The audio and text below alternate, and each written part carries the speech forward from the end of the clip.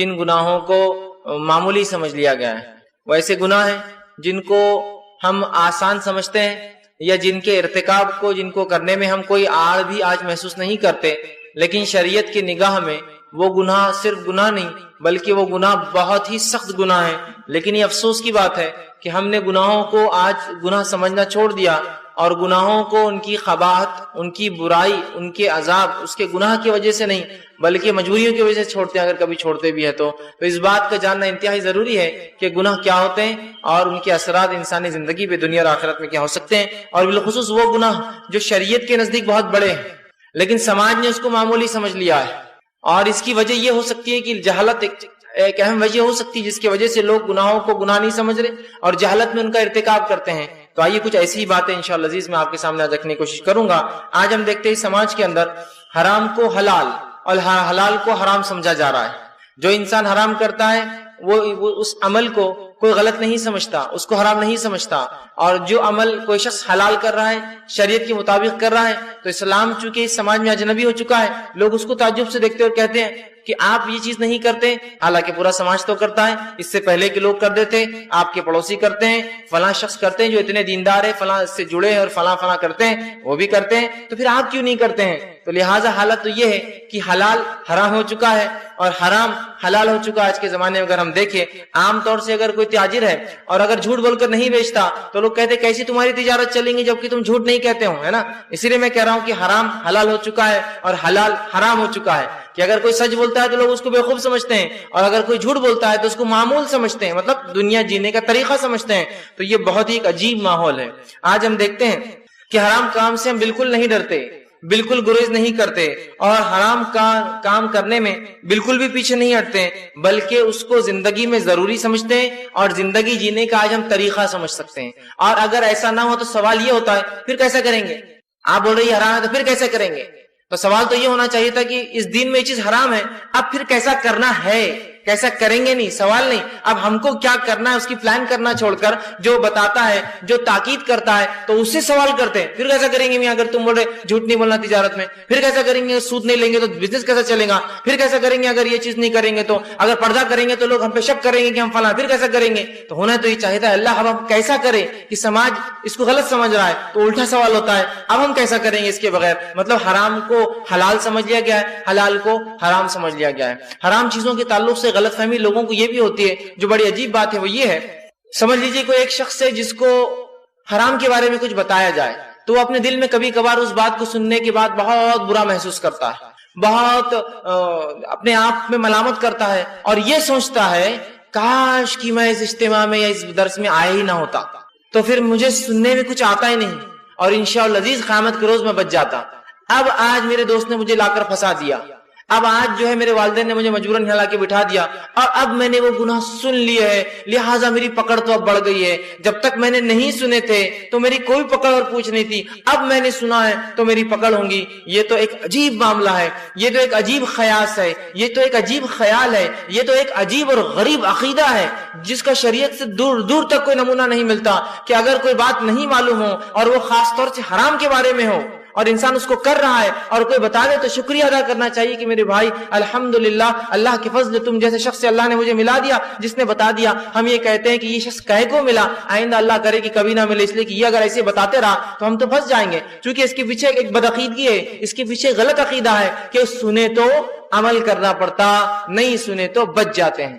اور ایک صاحب نے اس کے تعلق سے ایک مرتبہ اپنے بیٹے کو وعید کی نصیحت اور تاکید کی اور کہا دیکھو بیٹے، قرآن کو جب سمجھنا ہے تو بہت زیادہ تفصیلات میں نہیں سمجھنا، بہت زیادہ اس کی باریکی اور گہرائیوں میں نہیں جانا، اس لیے کہ دیکھو تم قرآن کو گہرائیوں میں جا کر سمجھ رہے ہو، تم سے پوچھوں گی میں نے زندگی میں کبھی قرآن نہیں پڑھا لہٰذا میری پوچھ بھی نہیں ہے، تو اب تم پڑھ رہے ہو لہٰذا تمہاری پوچھ ہے، میں نہیں پڑھتا ہوں لہٰذا میری پوچھ نہیں ہے۔ اگر اس عقیدے کو صحیح مان لیا جائے کہ پڑھے تو عمل کرنا پڑتا، سنے تو عمل کرنا پڑتا، نہیں پڑھے تو عمل کی ضرورت نہیں ہے، نہیں سنے تو عمل کی ضرورت نہیں ہے، تو اگر یہ عقیدہ اگر درست ہے تو پھر سب سے پہلے جنت کا مستحق کون بنے گا مجھے بتائیے؟ جنت میں سب سے پہلے کون جائیں گا؟ مومن تو نہیں جا سکتے، اس لیے کہ وہاں تو کھڑے ہو جائیں گے وہ لوگ جن کو پتہ ہی نہیں تھا دین اور شریعت کیا تھی، وہ کہیں گے اللہ نہ ہم کو پتہ چلا نہ ہم نے مانا لہذا ہمارا حق تو پہلا ہوا نہیں ہوا۔ چونکہ اگر ایک مسلمان قرآن نہ پڑھے، نہ سمجھے، نہ سنے تو بچ جائیں گا، پکڑ نہیں ہوں گی۔ تو ایک انسان جس نے قرآن کو پتہ ہی نہیں اللہ کی کتاب ہے، ایک انسان جس کو پتہ ہی نہیں اللہ اس کا رب ہے، تو اس کا مطلب پھر تو وہ تو بچنے والا ہی سب سے اول، اس لیے کہ جب ہم بچیں گے تو وہ بھی بچیں گے، اصول بدلنے والے تو ہے نہیں۔ تو یہ غلط فہمی کے ہم شکار ہوتے ہیں کہ پڑھے اور سنے تو عمل کرنا پڑتا، نہیں پڑھے تو ضرورت نہیں۔ ایک مرتبہ ایک شخص جو ہے گانا گا رہا تھا، کسی ایک صاحب نے جو صاحب تقویٰ تھے، ان میں اللہ کا ڈر تھا، ایک سوچ تھی، سوچا کہ اس نوجوان کو سمجھاتا ہوں کہ گانا نہیں گانا چاہیے، حرام ہے۔ جو ہی وہ اس کی طرف بڑے اور کہا بھائی صاحب ذرا سنیے، تو اس نے جیسے ہی دیکھا کہ جو ہے ایک داڑھی والا شخص آ رہا ہے، دونوں انگلیاں کان میں ٹھوس کے بھاگنے لگا۔ وہ شخص نے کہا یہ عجیب بات ہے، یہ آدمی کیوں بھاگ رہا ہے میرے سے ایسا؟ بعد میں اس نوجوان کو پکڑا اور کہا اس دن میں نے آپ سے کچھ کہنے کے لیے پکڑا تھا، آپ بھاگ گئے۔ تو کہا وہ میں سن لیتا تھا، میرے کو عمل کرنا پڑتا تھا نا، اس لیے میں نے کان میں انگلی ڈال کے پہلے بھاگ گیا میں نکل کے، تاکہ آپ کی بات میرے کانوں تک پہنچے نہیں، اللہ کے پاس میری گرفت ہو ہی نہ۔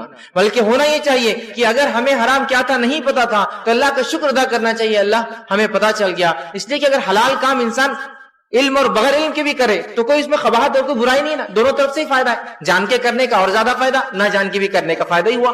لیکن اگر حرام کام کر رہا ہے جبکہ شریعت کا ماننے والا ہے اور پھر اس کا علم نہ رکھے تو پھر تو بہت بڑی برائی ہوئی۔ اس لیے کہ جب یہ شریعت اتار دی گئی، نبی کے ذریعے مکمل کر دی گئی، تو پھر اب کیا حجت باقی رہی کہ ہم اللہ پہ قائم کریں گے؟ اللہ مجھے نہیں پتا تھا۔ قانون کا علم رکھنا میرا کام ہے، اللہ نے تو قانون بھیج دیا، شریعت بھیج دی، اب میرا کام ہے اس قانون کو جانوں۔ تو بہرحال یہ غلط فہمی ہوتی ہے، اس کو ہم جو ہے اپنے ذہنوں سے نکال دیں۔ اسی طرح جو ہے حرام کرنے کی آج کی جو صورتیں ہم دیکھتے ہیں، اس میں سے پہلی صورت یہ لا علمی۔ انسان حرام کام کیوں کرتا ہے؟ اسے علم ہی نہیں حرام کیا ہے، اسے پتہ ہی نہیں حرام کیا ہے، پہلی چیز۔ دوسری وجہ حرام کام کرنے کی کیا ہے معلوم آپ کو؟ چلتا ہے تھوڑا بہت کر لیے تو کیا ہوا؟ دوسری شکل ہے چلتا ہے تھوڑا بہت کر لیے تو کیا ہوا؟ اور حرام کرنے کی تیسری شکل کیا ہے معلوم آپ کو؟ کرو حرام کچھ نہیں ہوتا، آخر میں تھوڑے دن جہنم میں جائیں گے پھر نکل جائیں گے۔ تین وجوہات سے انسان حرام کرتا ہے، ایک لا علمی کی بنیاد پر، دوسرا تھوڑا بہت چلتا ہے اپنا ایڈجسٹ کر لیں گے اس کو، تیسرا کہ کر لیے تو کچھ نہیں ہوتا، تھوڑا آخرت میں سزا ملیں گی اور دنیا کی بھی عائش ہو جائیں گی اور آخرت میں بھی عائش ہو جائیں گی، تو لہٰذا کر لو۔ یاد رکھیے جو گناہ انجانے میں کر لیتا ہے، جس کے بارے میں 100% اس کو علم ہی نہ ہو، نہ اس معاشرے میں کسی کو پتا ہو، یہ بات اہم ہے یاد رکھیں، ورنہ آپ نہ سن کے اگر علم حاصل نہ کرے وہ مانا نہیں، 100% کسی کو معاشرے میں علم ہی نہ ہو کہ کیا ہے، نہ علماء بتاتے ہو، تو ایسے صورت میں تو انشاءاللہ عزیز اگر وہ توبہ کرے تو اس کی توبہ تو قبول ہو جائیں گی۔ دوسرا کبھی یہ سوچ لے کہ یار ہو جائے تو بھی شخص کے لیے توبہ ہے، اس لیے کہ وہ گناہ کر رہا ہے لیکن اسے پتا ہے یہ گناہ ہے، وہ توبہ کرے گا۔ تیسری جو شکل بڑی خطرناک ہے جس میں انسان یہ سوچتا ہے تھوڑے دن کر لیں گے یار، دنیا بھی اچھی ہو جائیں گی، عائش کر لیں گے، آخرت میں تھوڑی سزا بھگت کے چلے جائیں گے، یہ شخص کی معافی نہیں ہے، اس لیے کہ یہ گناہ کو تکبر کی بنیاد پہ کر رہا ہے۔ اللہ رب العزت نے جہنم ڈرانے کے لیے ہمیں بتایا کہ یہ جہنم ہے، اس کی ہولناکیاں یہ ہے تاکہ تم دنیا میں ڈر جاؤ اور اچھے اعمال کرو، ورنہ آخرت میں یہ ملیں گی، اور جس چیز سے ڈرایا گیا اس چیز کو مذاق میں لے رہا ہے، تو لہٰذا یہ گناہ تکبر کی بنیاد پہ کر رہا ہے، اور جو چیز تکبر کی بنیاد پہ رد کی جائے اس کی معافی نہیں ہو سکتی۔ تو وہ کیا کہہ رہا ہے؟ دیکھا جائیں گا نا، یہاں کر لیں گے آخرت میں سزا بھگتیں گے نکل جائیں گے۔ اس کی مثال ایسی ہے کہ اگر ٹریفک پولیس ایک نظم بناتی ہے کہ کوئی سگنل توڑے تو فائن لگایا جائے گا، اور انسان کوئی کہے سگنل توڑو اور فائن لو، چلو ہم جا رہے، سگنل توڑا فائن لو اور ہم چلو جا رہے، تو پھر قانون اور سخت بنانا پڑیں گے، اس لیے کہ قانون تو فائن کا اس لیے بنایا گیا تھا کہ تم ڈرو، تم وہ کام نہ کرو، اور ہم نے اس چیز کو کیا سمجھ لیا؟ تھوڑے دن بھگت لیں گے، جہنم چلے جائیں گے، جنت میں کر لو بھی جو کرنا ہے۔ یہ تکبر کی بنیاد پر انسان گناہ کر رہا ہے، اس کی معافی نہیں ہو سکتی، یاد رکھیے، ٹھیک ہے؟ تکبر کی بنیاد پہ جب تک کہ وہ سچی توبہ نہ کرے اپنے رب سے۔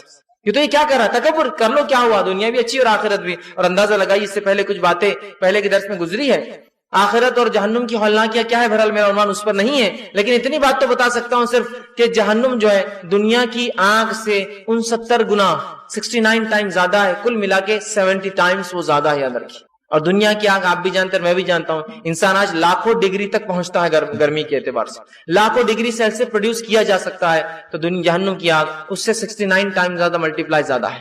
اور اس روز جس روز فیصلہ ہونے والا ہے، فیصلے کے دن کے تعلق سے حدیث میں آتا ہے کہ جس روز فیصلہ ہوگا اس دن، قیامت کا جو ایک دن ہوگا، ہماری دنیا کی گنتی کے اعتبار سے 50,000 سال کا ہے۔ تو اگر انسان یہ کہے تھوڑے دن، تو 50,000 سے ضرب کر لیجیے ہر دن کو۔ دنیا کی 60 سال کی زندگی کو تھوڑا سوچئے، گرمی بڑھ گئی پریشانی بڑھ گئی، سردی بڑھ گئی پریشانی بڑھ گئی، بارش زیادہ ہو رہی پریشانی بڑھ گئی، بارش نہیں ہو رہی پریشانی بڑھ گئی، گرمی ہو رہی پریشانی بڑھ گئی، ہوا بدل گئی پریشانی بڑھ گئی، فلاں ہو گیا، زکام آ گیا، یہ ہو گیا، سردی ہو گئی، یہ بیماری پریشان کری، وہ بیماری۔ 60 سال کی زندگی اتنے سکون میں، جب کیا ایک آرام دہ زندگی دنیا کی جہنم کے مقابلے میں تو گزارنا مشکل ہوتا ہے۔ 50,000 سال کا ایک دن والی زندگی کو ہم تکبر کی بنیاد پہ کریں، دیکھا جائے گا جب ہوں گا تو تب سوچیں گے. یہ بہت سخت بات ہے. یہ 3 وجوہات ہوتی ہے انسان جو ہے حرام کو حرام نہیں سمجھتا اور اس میں ملوث ہوتا ہے. ٹھیک ہے, یہ اللہ رب العزت کا فضل ہے, اس کا جود اور کرم اور ہم پر رحم ہے کہ اس نے حرام کیا ہے بتا دیا, اور جو چیز حرام نہیں ہے وہ حلال ہے. یاد رکھیے شریعت تو حرام بتا دیا کیا ہے, تاکہ اس کے بعد انسان سمجھ جائے کیا حلال ہے اور وہ حلال کام کو جو ہے کرتا رہے. اور اللہ رب العزت نے قرآن میں فرمایا, سورہ بقرہ سورہ نمبر 2 آیت نمبر جو ہے 187 میں اللہ فرماتا اور کہتا ہے وَتِلْكَ حُدُودُ اللَّهِ فَلَا تَقْرَبُوهَا, یہ اللہ کی حدیں ہیں جو حرام کردہ چیزیں, خبردار اس کے قریب ہرگز مت آنا. دوسری آیت نے فرمایا سورہ نساء سورہ نمبر 4 آیت نمبر 14 جو میں نے اپنے خطبے میں تلاوت کی, وَمَن يَعْصِ اللَّهَ وَرَسُولَهُ وَيَتَعَدَّ حُدُودَهُ يُدْخِلْهُ نَارًا خَالِدًا فِيهَا وَلَهُ عَذَابٌ مُهِينٌ. اللہ فرماتا ہے جو اللہ اس کے رسول کی نافرمانی کریں گا, حرام کا ارتکاب کریں گا, ان کی نافرمانی کریں گا, ان کے حکم وجہ نہیں لائیں گا, یتعدی حدودہ, اور اللہ کی باندھی ہوئی حدوں کو, حرام حلال کی تمیز نہیں رکھیں گا, یدخلہ نارا, وہ داخل کر دیا جائے آگ میں, خالدن فیہا, رہیں گا اس میں ہمیشہ ہمیشہ, ولہم عذاب مہین, اور بہت ہی سخت رسوا کرنے والا عذاب ہوگا اس دن. اسی طرح سورہ اعراف سورہ نمبر 7 اس کی آیت نمبر 157 میں اللہ رب العزت نے فرمایا کہ یہ نبی جو تم میں بھیجا گیا ہے, اس نبی کی خصوصیت یہ ہے کہ یہ کیا کرتا ہے, اللہ نے فرمایا اور کہا وَيُحِلُّ لَهُمُ الطَّيِّبَاتِ, یہ نبی وہ ہے جو ہمیں دیے گئے محمد صلی اللہ علیہ وسلم جو طیبات اچھی چیزوں کو ہم پر حلال کرتے ہیں, وَيُحَرِّمُ عَلَيْهِمُ الْخَبَائِثَ, اور بری چیزوں کو ہمارے لیے حرام قرار دیتے ہیں. تو دیکھیے بری چیز کو ہم کو اس لیے چھوڑنا نہیں ہے کہ وہ حرام ہی نہیں بلکہ نقصان دہ بھی ہے.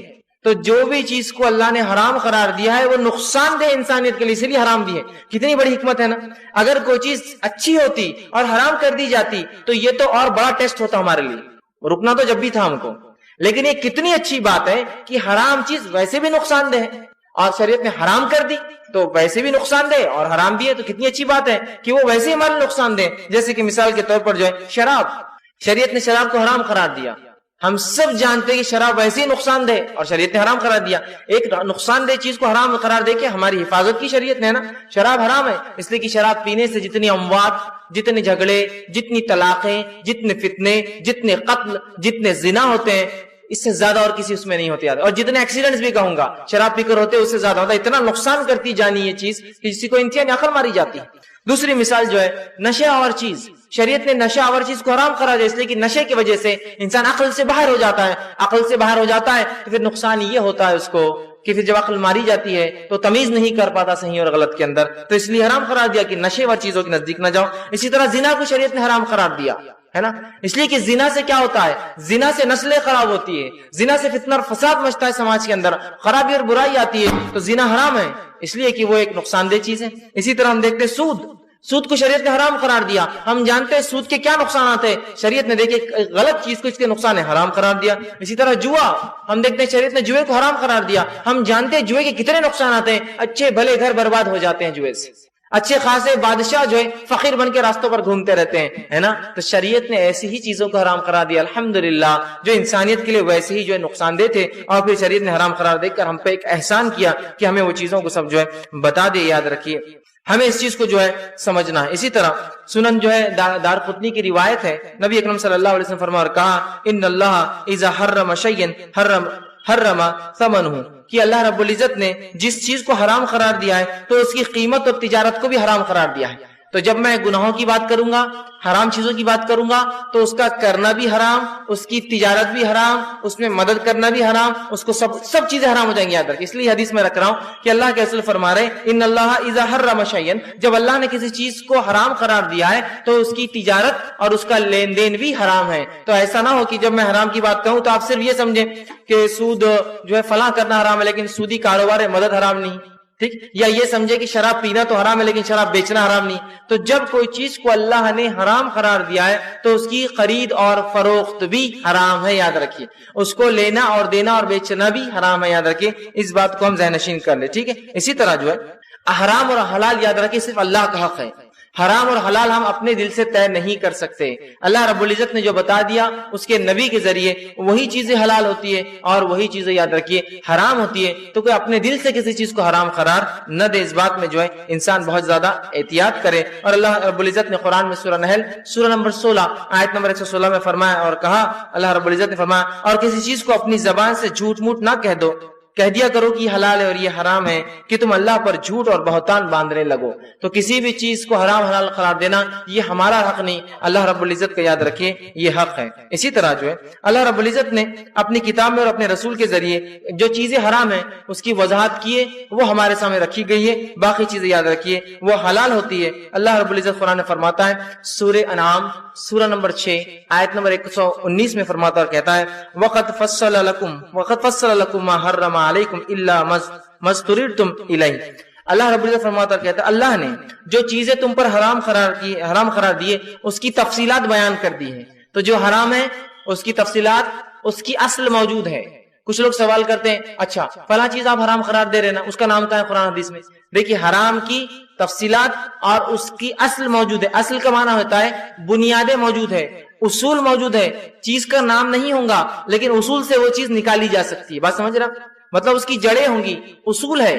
ہر چیز نام سے نہیں ہے کہ یہ اور یہ, لیکن اس کے اصول ہے. ان اصولوں کے مطابق جو چیزیں اس میں فٹ ہوتی ہے وہ تمام حرام کی کیٹیگری میں آ جائیں گی. تو اللہ نے قرآن میں بیان کیا کہ اللہ نے حرام کی تفصیلات بیان کر دی ہے, اس لیے کہ حرام سمجھ میں آ گیا تو حلال کیا یہ تو بالکل خود بخود واضح ہوگا, تو اس کی تفصیل دینے کی ضرورت نہیں, یاد رکھیے. ٹھیک ہے. اسی طرح جو ہے اللہ رب العزت نے کچھ چیزوں کو جو حرام قرار دیا اس کے پیچھے کیا حکمت رہی ہوں گی یہ تو اللہ ہی بہتر جانتا ہے کہ اس نے کچھ چیزوں کو حلال اور کچھ چیزوں کو حرام کیوں قرار دیا ہے.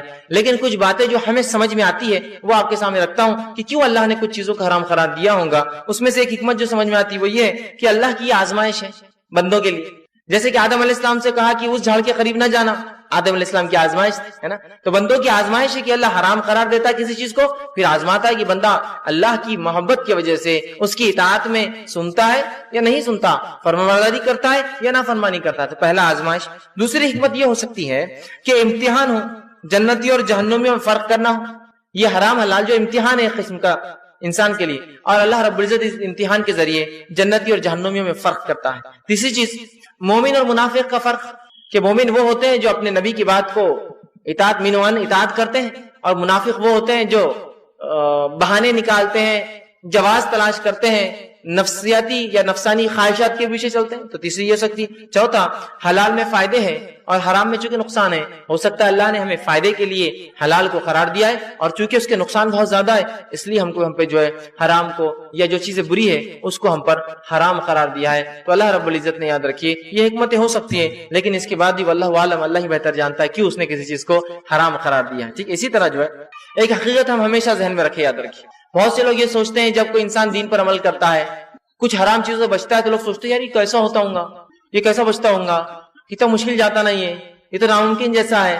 یہ ہرگز ایسا نہیں ہے. ایک حقیقت یہ ہے اور یہ ایک اٹل بات ہے کہ اللہ کے جو فرمانبردار بندے ہوتے ہیں, اللہ کے جو نیک بندے ہوتے ہیں, اللہ کے جو اطاعت گزار بندے ہوتے ہیں, وہ حرام چیزوں سے بچ کر ایسی عجیب لذت پاتے ہیں جو حرام چیزوں میں ملوث ہونے والے کو نہیں ملتی ہے. اللہ کے نیک بندوں کو حرام سے بچ کر جو لذت حاصل ہوتی ہے, جو مزہ حاصل ہوتا ہے نا, تو وہ مزہ حرام میں جو شامل ہے نا اس کو بھی نہیں ہوتا ہے. اور اس کو آزما لیجیے آپ. ایک انسان شرابی ہے, شراب کے مختلف مراحل سے وہ گزر رہا ہے. پہلے اس نے بیئر پینا شروع کی چونکہ اس کے اندر الکوہل کا پرسنٹیج کم ہوتا ہے. شراب ایک ایسی چیز ہے جس کو کوئی انسان سیدھے نہیں پی سکتا ہے, اس لیے کہ وہ بہت تیز ہوتی ہے, اسٹرانگ ہوتی ہے, وہ جلا دیں گی جسم کو, تو اس کو چیزوں میں ملایا جاتا ہے. تو اس نے وہ پیا, تھوڑے دن بعد دیکھیں گے اس کی لذت ختم ہو جاتی ہے. وہ بولتا اب اس سے اسٹرانگ کیا ہے, تو چلو اب اس سے اپ ڈیٹ کی طرف جائیں گے, ہے نا. اور پھر مختلف ووڈکا, رم, برانڈی اور اس کے مختلف چیزوں کی طرف جاتا ہے. ایک زمانہ آنے کے بعد اس سے بھی لذت حاصل نہیں ہوتی اور پریشان ہو جاتا ہے, اب کیا. پھر اس کے بعد اس کو ڈرگز لینا شروع کرتا ہے, اس لیے کہ اس میں مزہ ہے. پھر وہ ڈرگز لینے کے بعد وہ کہتا ہے اب کیا.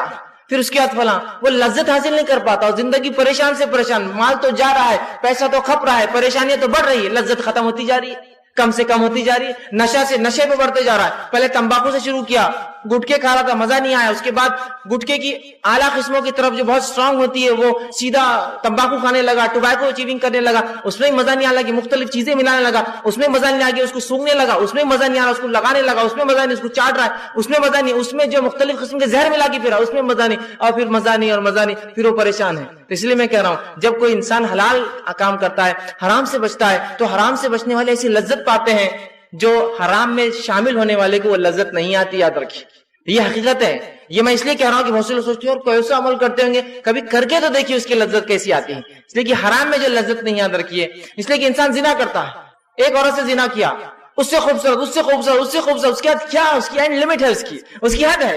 لیکن ایک مومن یہ سوچتا ہے کہ میں زنا سے بچا، آخرت میں میرے لیے پاک باز میری بیوی اور ساتھ میں حوریں ہوں گی، اس کو وہ لذت زیادہ آتی ہے بنسبت اس لذت کی. یاد رکھیے، ہے نا.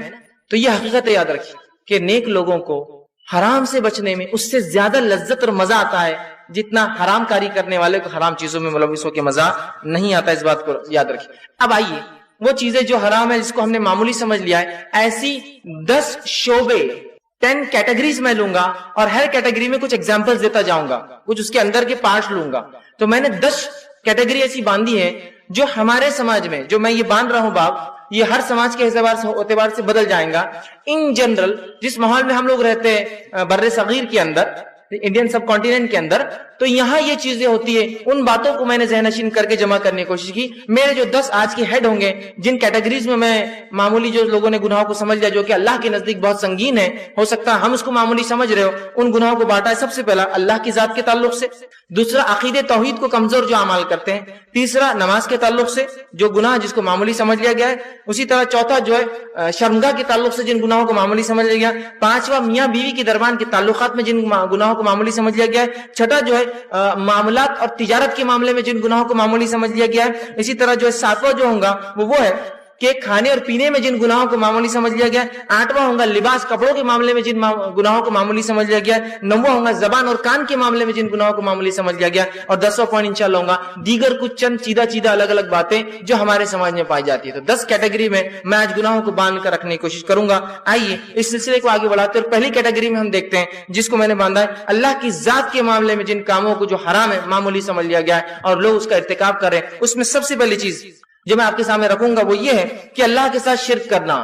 آج اللہ کے ساتھ شرک کرنے کو بہت معمولی گناہ سمجھا جاتا ہے، جبکہ اتنا بڑا گناہ ہے کہ نبی اکرم صلی اللہ علیہ وسلم نے فرمایا، یہ جو ہے صحیح بخاری کی روایت ہے، بلکہ متفق علیہ صحیح بخاری صحیح مسلم کی روایت ہے. آپ نے فرمایا ابو بکر صدیق رضی اللہ عنہ حدیث کے راوی آپ فرماتے اور کہتے ہیں الا انبئکم باکبر الکبائر، کیا میں تمہیں صحابہ نہ بتا دوں گناہوں میں یا اکبر الکبائر بڑے گناہوں میں سب سے بڑے گناہ کون سے؟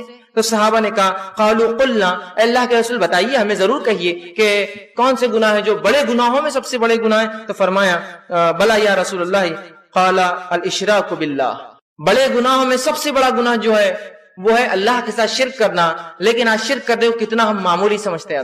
اللہ کے ساتھ شرک کو تو آج ہم توحید سمجھتے ہیں، اور افسوس کی بات ہے مسلمانوں کی آئیڈینٹی شرک سے ہوتی ہے، توحید سے نہیں ہوتی. آج ہمارے شرک سے ہم پہچانے جاتے ہیں کہ یہ مسلمان ہے، ہماری توحید سے ہم پہچانے نہیں جاتے کہ یہ توحید پرست قوم جو اللہ کے علاوہ کسی کے سامنے نہیں جھکتی ہے. آج اپنے شرک سے ہماری شناخت ہے، جبکہ شرک اتنا سنگین جرم ہے جس کو ہم بہت معمولی سمجھتے ہیں. اللہ رب العزت نے سورہ نساء سورہ نمبر 4 آیت نمبر 38 میں فرمایا، 48 میں فرمایا اور کہا ان اللہ لا یغفر ان یشرک بہ ویغفر ما دون ذلک لمن یشاء، کہ اللہ تعالیٰ ہرگز معاف نہیں کرے گا کہ اس کے ساتھ کسی کو شریک ٹھہرایا جائے، ہاں اس کے علاوہ کوئی گناہ چاہے تو معاف کرے گا. اور آگے سورہ مائدہ سورہ نمبر 5 آیت نمبر 72 میں کہا انہ من یشرک باللہ فقد حرم اللہ علیہ الجنہ ومأواہ النار وما للظالمین من انصار، جو اللہ کے ساتھ شریک ٹھہرائے گا اللہ نے اس کے لیے جنت کو حرام قرار دے دیا ہے، ومأواہ النار، اس کا ٹھکانہ جہنم کیا گیا، وما للظالمین من انصار، اور اللہ کے جو ہے وہاں ان ظالموں کے مددگار نہیں ملیں گا. شرک سب سے قبیح جرم ہے، یاد رکھیں، جو انسان دنیا میں کرتا ہے. لیکن آج ہم دیکھتے ہیں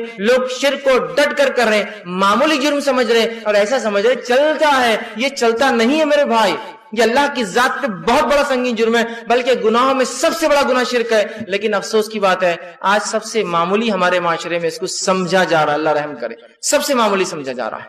تو یہ گناہوں میں سب سے پہلا سب سے بڑا گناہ جو اللہ کی ذات کے تعلق سے بہرحال میں نے رکھا. اسی طرح ہم دیکھتے ہیں جو اللہ کے تعلق سے دوسرا گناہ ہم کرتے ہیں، جس گناہ کو ہم نے معمولی سمجھ لیا، وہ یہ ہے کہ اللہ کے علاوہ کسی اور کے لیے نظریں منتیں اور مرادیں مانگنا.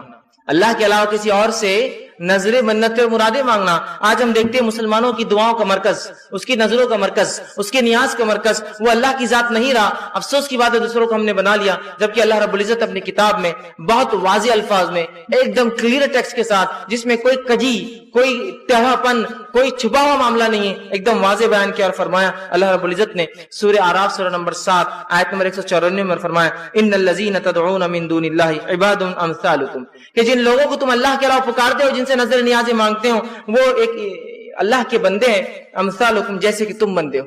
لوگ اللہ کو چھوڑ کر مانگ رہے ہیں جنوں سے، انسانوں سے، زندوں سے، مردوں سے، مردوں سے، عورتوں سے. اور افسوس کی بات ہے حالت تو یہاں تھا کہ مسلم اور غیر مسلموں سے. تو یہاں اللہ فرما رہا ہے جن سے تم مانگتے ہو اللہ کو چھوڑ کر وہ بھی تمہارے جیسے بندے ہی ہے. آگے دوسری آیت میں فرمایا سورہ نمبر 46 سورہ احقاف آیت نمبر اس کی 5 میں کہا ومن اضل ممن يدعون من دون الله من لا يستجيب له الى يوم القيامه. اس سے زیادہ گمراہ کون ہوگا جو ایسوں کو آواز دے اللہ کو چھوڑ کر جو قیامت تک ان کی آواز کا جواب ہی نہیں دے سکتے ہیں, آواز ان کی جو دعا سن نہیں سکتے. آگے فرمایا قیامتی وہم عن دعاء غافلون, اور وہ تو ان کی پکار سے بھی غافل ہوں گے جن کو انسان پکار رہے ہیں. تو دوسرا گناہ جس کو ہم نے معمولی سمجھ لیا جو اللہ کی ذات سے ہے وہ ہے اللہ کے علاوہ دوسروں سے نظر نیاز اور منتیں اور مرادیں مانگنا اور دعائیں کرنا. تیسرا گناہ جو اللہ کی ذات میں کر رہے ہیں جس کو معمولی ہم سمجھ رہے ہیں جو کہ جس کے لیے جہنم کی وعیدیں آ رہی ہے وہ گناہ یہ ہے کہ غیر اللہ کے نام سے نظر اور نیاز کا کرنا. اور چوتھا گناہ یہ بہرحال تفصیلات میں لکھ چکے, چوتھا گناہ کہ غیر اللہ کے نام پر جانور کا ذبح کرنا. یہ بہت سنگین جرم ہے لیکن بہت آسانی سے لوگ کہتے ہیں یہ اللہ کے نام سے ذبح رہا لیکن فلاں کے لیے. دیکھیے اللہ کے نام سے ذبح کا معنی یہ اللہ کے نام سے اللہ کے واسطے اللہ کے لیے بالکل, نہ کہ اللہ کے نام سے کسی اور کے واسطے, نہ کہ اللہ کے نام سے کسی اور کو خوش کرنے کے لیے. نبی اکرم صلی اللہ علیہ وسلم کے زمانے میں ایک واقعہ ہوا کہ ایک صحابی نے ایک نظر مانگی تھی کہ اللہ کے فلاں جگہ میں جو ہے ایک جانور ذبح کروں گا. رسول اکرم صلی اللہ علیہ وسلم کے پاس آئے اور کہا اللہ کے رسول میں جو ہے ایک قربانی دینا چاہتا ہوں فلاں جگہ. آپ نے کہا ایک منٹ رک جاؤ, کیا اس جگہ دور جہالت میں کوئی بت تھا؟ تو کہا نہیں بت نہیں تھا. کہا کیا مشرکین وہاں جا کے کوئی خاص عبادتوں کے طور پر جانور ذبح کرتے تھے؟ تو کہا نہیں. تو کہا پھر کر سکتے ہو ورنہ نہیں.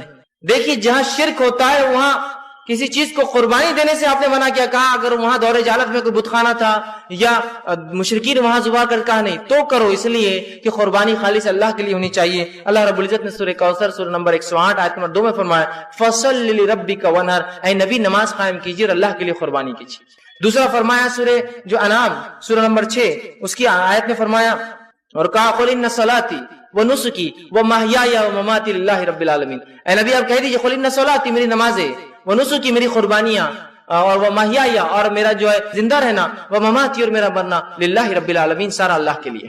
ٹھیک ہے, تو ہم قربانیاں صرف اللہ کے لیے کرے. صحیح مسلم کی روایت ہے نبی اکرم صلی اللہ علیہ وسلم فرمایا لعن اللہ من ذبح لغیر اللہ, اللہ نے اس پہ لعنت کی جو اللہ کے علاوہ کسی اور کے لیے غیر اللہ کے لیے ذبح کرتا ہے جانور. ٹھیک ہے, اسی طرح اللہ کی ذات میں جو گناہ کرتے ہیں جن کو ہم نے معمولی سمجھا جو کہ سخت حرام ہے, اس میں پانچواں گناہ ہے غیر اللہ کی قسم کھانا, اللہ کے علاوہ کسی کی قسم کھانا. آج یہ معاملہ تو اتنا عام ہے کہ اللہ کے علاوہ قسم کھانا بالکل معمول ہے, عام بات. ماں کی قسم, باپ کی قسم, نبی کی قسم, فلاں کی قسم, اس کی قسم, اس کی قسم, اولاد کی قسم, پڑوسی کی قسم, مدینے کی قسم, مکہ کی قسم, کعبے کی, مطلب قسمیں پتہ نہیں عجیب و غریب قسموں کی ہم نے مثالیں بنا لی. ٹھیک, اور مختلف قسمیں ہم کھا رہے ہیں جبکہ قسم صرف اللہ کی کھائی جا سکتی ہے. یاد رکھیے کسی بستی, کوئی شہر, کوئی انسان, کوئی زندہ, کوئی مردہ, کسی کی قسم نہیں. کوئی اولاد, کوئی ماں باپ, کسی کی قسم نہیں ہوتی ہے. لیکن آج قسمیں ہم نے بہرحال عام کر لی, اور ماں باپ کی قسمیں تو سب سے عام ہیں. ماں باپ کی قسم سب سے عام ہے. ٹھیک, تو اللہ غیر اللہ کی قسم کھانا. آپ صلی اللہ علیہ وسلم فرما کہا من حلف بغیر اللہ فقد اشرک. مسند احمد کی روایت ہے من حلف بغیر اللہ فقد اشرک, جس نے اللہ کے علاوہ کسی قسم کھائی اس نے شرک کیا, اللہ کی ذات میں اس کو شریک ٹھہرایا. دوسرا ابو داؤد کی روایت میں آپ نے فرما کہا من حلف بالامانتی فلیس منا, جس نے امانت کی قسم کھائی وہ ہم میں سے نہیں, کسی چیز کی قسم کھائی وہ ہم میں سے نہیں ہے. اور دوسرے اس میں کہا جس نے غیر اللہ کی قسم کھائی وہ ہم میں سے نہیں ہے. لیکن آج ہم اس چیز کو معمولی سمجھتے ہیں غیر اللہ کی قسم کھانا, اور بس اٹھے چھوٹے نہیں کہ ہم کسی کی بھی قسم کھا لیتے ہیں. اس معاملے میں احتیاط کرنا چاہیے, بہت سخت جرم ہے اس لیے کہ یہ شرک ہے. اور چھٹا گناہ جو اللہ کے تعلق سے ہم کرتے ہیں جس کو معمولی آج ہم سمجھ رہے ہیں وہ گناہ ہے کہ اللہ کے علاوہ, حالانکہ جانور ذبح کرنے میں بات آ گئی لیکن پھر الگ سے رکھ رہا ہوں چونکہ بڑی اہم بات ہے, اللہ کے علاوہ دوسروں کے لیے ذبح کرنا, اور بالخصوص جن اور شیاطین کو خوش کرنے کے لیے ذبح کرنا, جس کی واضح مثالیں میں آپ کو دے سکتا ہوں. کہ نیا گھر بنا, نیا گھر بننے کے بعد اس میں کہتے کہ پہلے جانور ذبح کرو تو پھر داخل ہو. کیوں؟ اس لیے کہ نیا گھر بھگ مانگتا ہے, نیا کنواں بھگ مانگتا ہے, نئی گاڑی بھگ مانگتی ہے, نئی چیز جان مانگتی. بھگ مطلب جان مانگنا بولتے ہیں ہے نا. تو اس عقیدے سے نہیں کہ اللہ نے ہمیں گھر کی نعمت عطا فرمائی, ہم تو کرائے کے گھر میں تھے, ہم تو بہت چھوٹے گھر میں تھے, اللہ نے اتنا فضل کیا, حلال روزی دی, ہم نے گھر بنایا, اس کے شکرانے میں ذبح کیا جائے جانور. ٹھیک ہے, وہ نہیں مقصد. مقصد ہے پہلے گھر میں خون بہنا چاہیے تب داخل ہو. یہ جنوں کے لیے خوش کرنا ہے. دور جہالت میں مشرکین مکہ ایسی قربانیاں دیا کرتے تھے, اور آج بھی افسوس کی بات ہے مسلمان یہ کام کرتے ہیں. نیا کنواں کھودنا, جانور ذبح کرو. کیوں؟ اس لیے کہ بولے وہ خون بہانا پڑتا ہے. یہی ہے جنوں کو خوش کرنا, شیاطین کو خوش کرنا. نیا گھر خون مانگتا ہے, نئی گاڑی خون مانگتی ہے, نکاح ہوا کسی کا اور عورت تو گھر لائے تو چونکہ عورت کا قدم منحوس مانتے اس کے لیے بھی قربانی دی جاتی ہے. مرغا ذبح ہو رہا ہے, بکرا ذبح ہو رہا ہے, جانور ذبح کیا جا رہا ہے، یہ بھی یاد رکھیے بہت سخت قسم کا کفر ہے، یاد رکھیے، لیکن یہ بالکل عام ہے۔ اور کچھ نہیں تو کم از کم نئی گاڑی کے نیچے انڈا تو ضرور رکھوں گا تاکہ ٹائر اس پہ سے جائے، صدقہ ہے۔ یہ صدقہ دینے کا طریقہ ہے کہ انڈا آپ چورا کر، صدقہ تو یہ ہو سکتا ہے کہ کسی کو آپ انڈا دے دیں کہ بھائی میری طرف سے یہ صدقہ ہے، لیکن گاڑی کے نیچے دبانا یہ وہی عقیدہ ہے جو جان کے بدلے جان، تاکہ گاڑی میں جان نہ جائے تو دی جائے، جنوں کو خوش کرنا ہے، شیاطین کو خوش کرنا ہے، یہ بہت سنگین کفر ہے، یاد رکھیے بہت سنگین جرم ہے۔ لیکن آج ہمارے سماج میں ایک دم معمولی سمجھ کے اس کو ایک دم عام کیا جا رہا ہے، کوئی نہ کرے تو لوگ کہتے ہیں تم نہیں کرتے نئی گاڑی کے نیچے، تم نہیں کرتے نئے گھر میں ایسا، اور پھر اس کے بعد گاڑی سے ایکسیڈنٹ ہو جائے، اللہ نہ کرے گھر میں کچھ ہو جائے، ہم تو پہلے بول رہے تھے تم کو یہ گھر بھگ مانگتا، گاڑی بھگ مانگتی، اور فوراً پھر بیچارہ پریشان ہو جاتا ہے۔ کیا ہے؟ اس لیے کہ میں نے کہا نا حرام حلال ہو چکا ہے، حلال حرام ہو چکا ہے، توحید شرک ہو چکی ہے، شرک توحید بن چکا ہے، سنت بدعت ہو چکی ہے، اور بدعت کو سنت ہم سمجھنے لگے ہیں، کر دیتا ہے وہ خاموش۔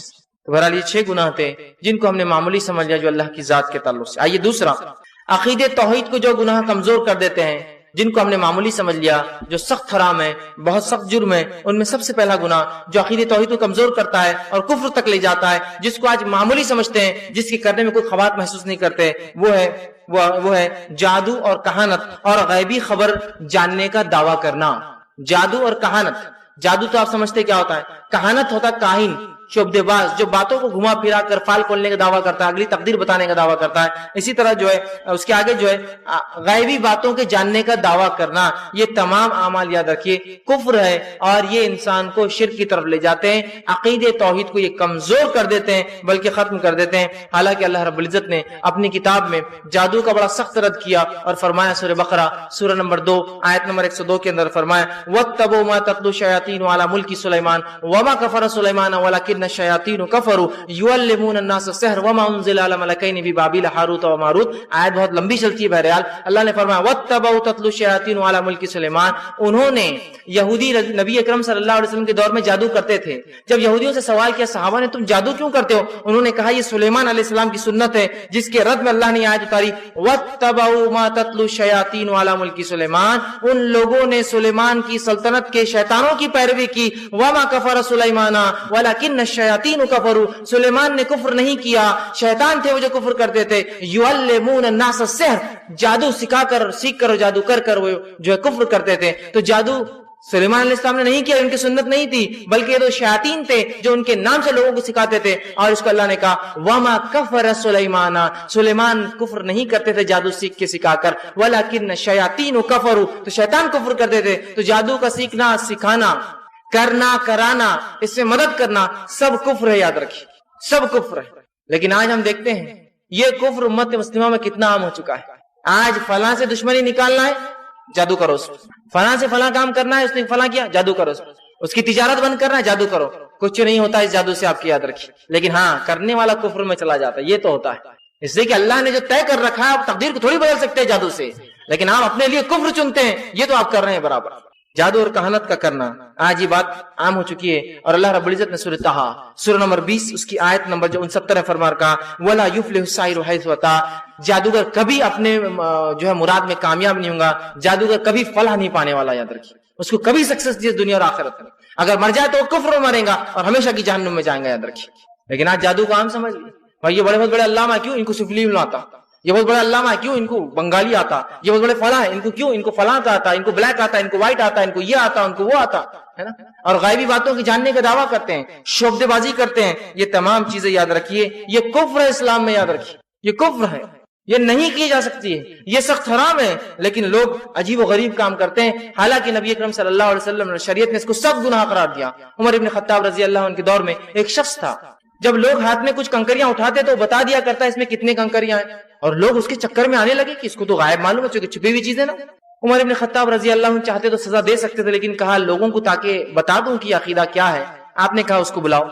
آدمی آیا، کہا کہ چلو، آپ نے کنکریاں اٹھا کر کہا بتاؤ میرے ہاتھ میں کتنے کنکریاں ہیں، تو اس نے کہا کہ آپ کے ہاتھ میں فلاں کنکری ہے۔ جب ہاتھ کھولا تو اتنی ہی تھی، کہا ٹھیک ہے اب تو بتا دیا۔ پھر اٹھائے اور کہا آپ بتاؤ کتنی، تو وہ نہیں بتا سکا۔ تو کہا لوگوں جب تم پہلے کنکریاں اس کے پاس سے چن رہے تھے تو تم گن کر چن رہے تھے، تو یہ بتا پا رہا تھا، اس لیے کہ رسول اللہ نے فرمایا شیطان انسانی جسم میں خون کی رفتار سے دوڑتا ہے۔ لیکن جب دوسری بار میں نے کنکریاں اٹھائی تو بغیر گنے کے اٹھائی، یہ نہیں بتا سکا، اور کہا اسے سزا دو، اس کو اٹھا کے لے گئے۔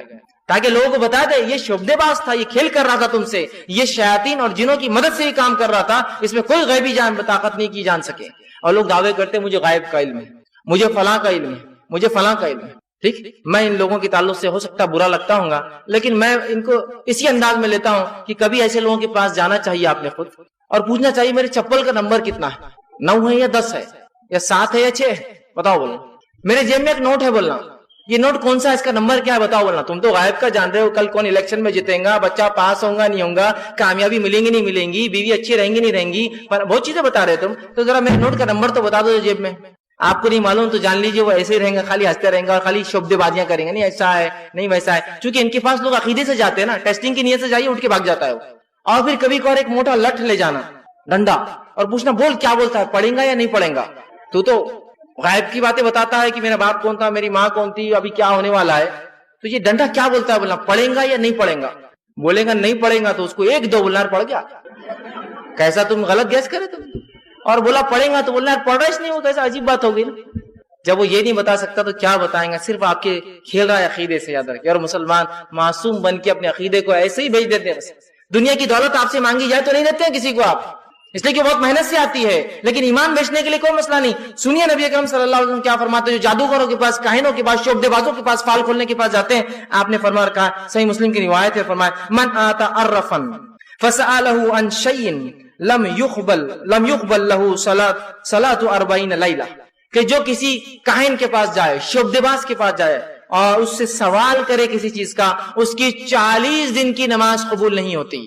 وہ کسی شعبدے باز کے پاس جائے، کل میرے ساتھ کیا ہوں گا، فیل ہوں گا، پاس ہوں گا، ستارے کیا کہتے ہیں، کیا معاملات ہونے والے، اور اس سے سوال کرے، اس کی 40 دن کی نماز قبول نہیں ہوتی. اور آگے فرمایا مسند احمد کی روایت میں، غور سے سنیے گناہ کتنا سنگین آپ نے فرمایا، من آتا کاہنن، جو کسی شعبدے باز کے پاس جائے، او عرفن، اور کسی کاہن کے پاس جائے جو شعبدے بازیاں کرتا ہے، گھما پھرا کے فال کھولنے کی دعوے اور باتیں کرتا ہے، تقدیر کی باتیں بتانے کا دعویٰ کرتا ہے، اگلی باتیں بتانے کا دعویٰ کرتا ہے، وعرفہ میں شامل ہے عرفن.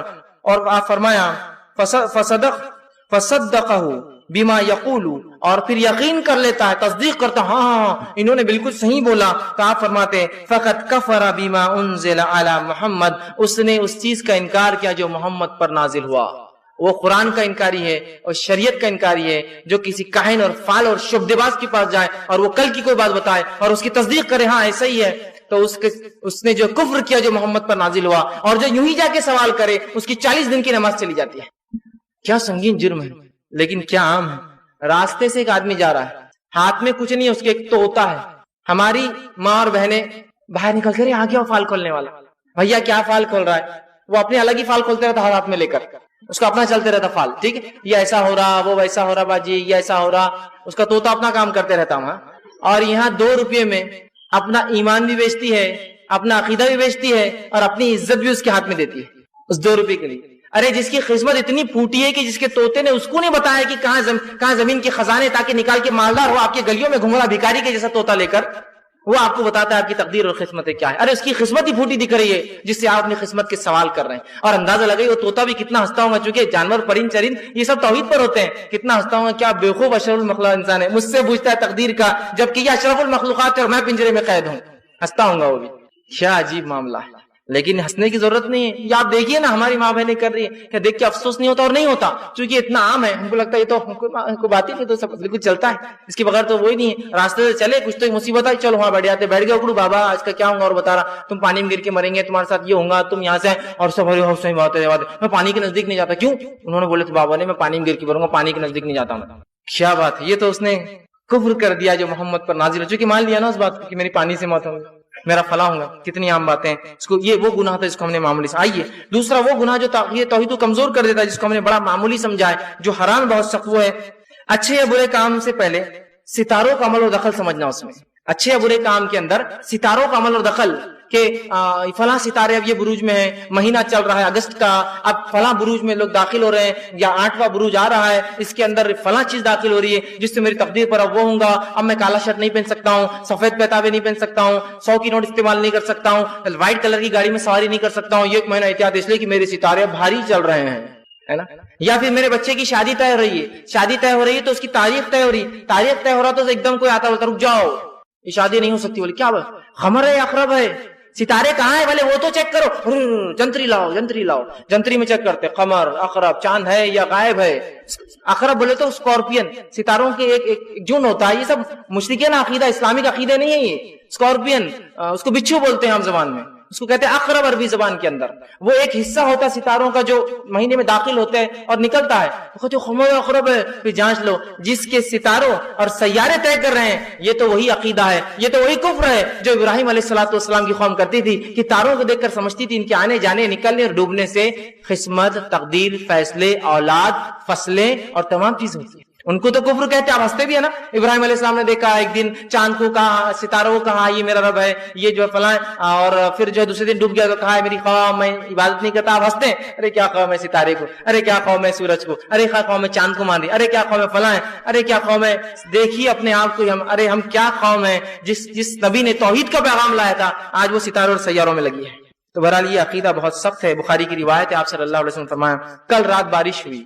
ایک بار بارش ہوئی، آپ صلی اللہ علیہ وسلم بیٹھے اور کہا کل رات جو کچھ لوگوں نے کفر میں گزاری اور کچھ نے توحید پر گزاری. صحابہ نے کہا اللہ کے رسول کس نے کفر پر کس نے توحید پر گزاری؟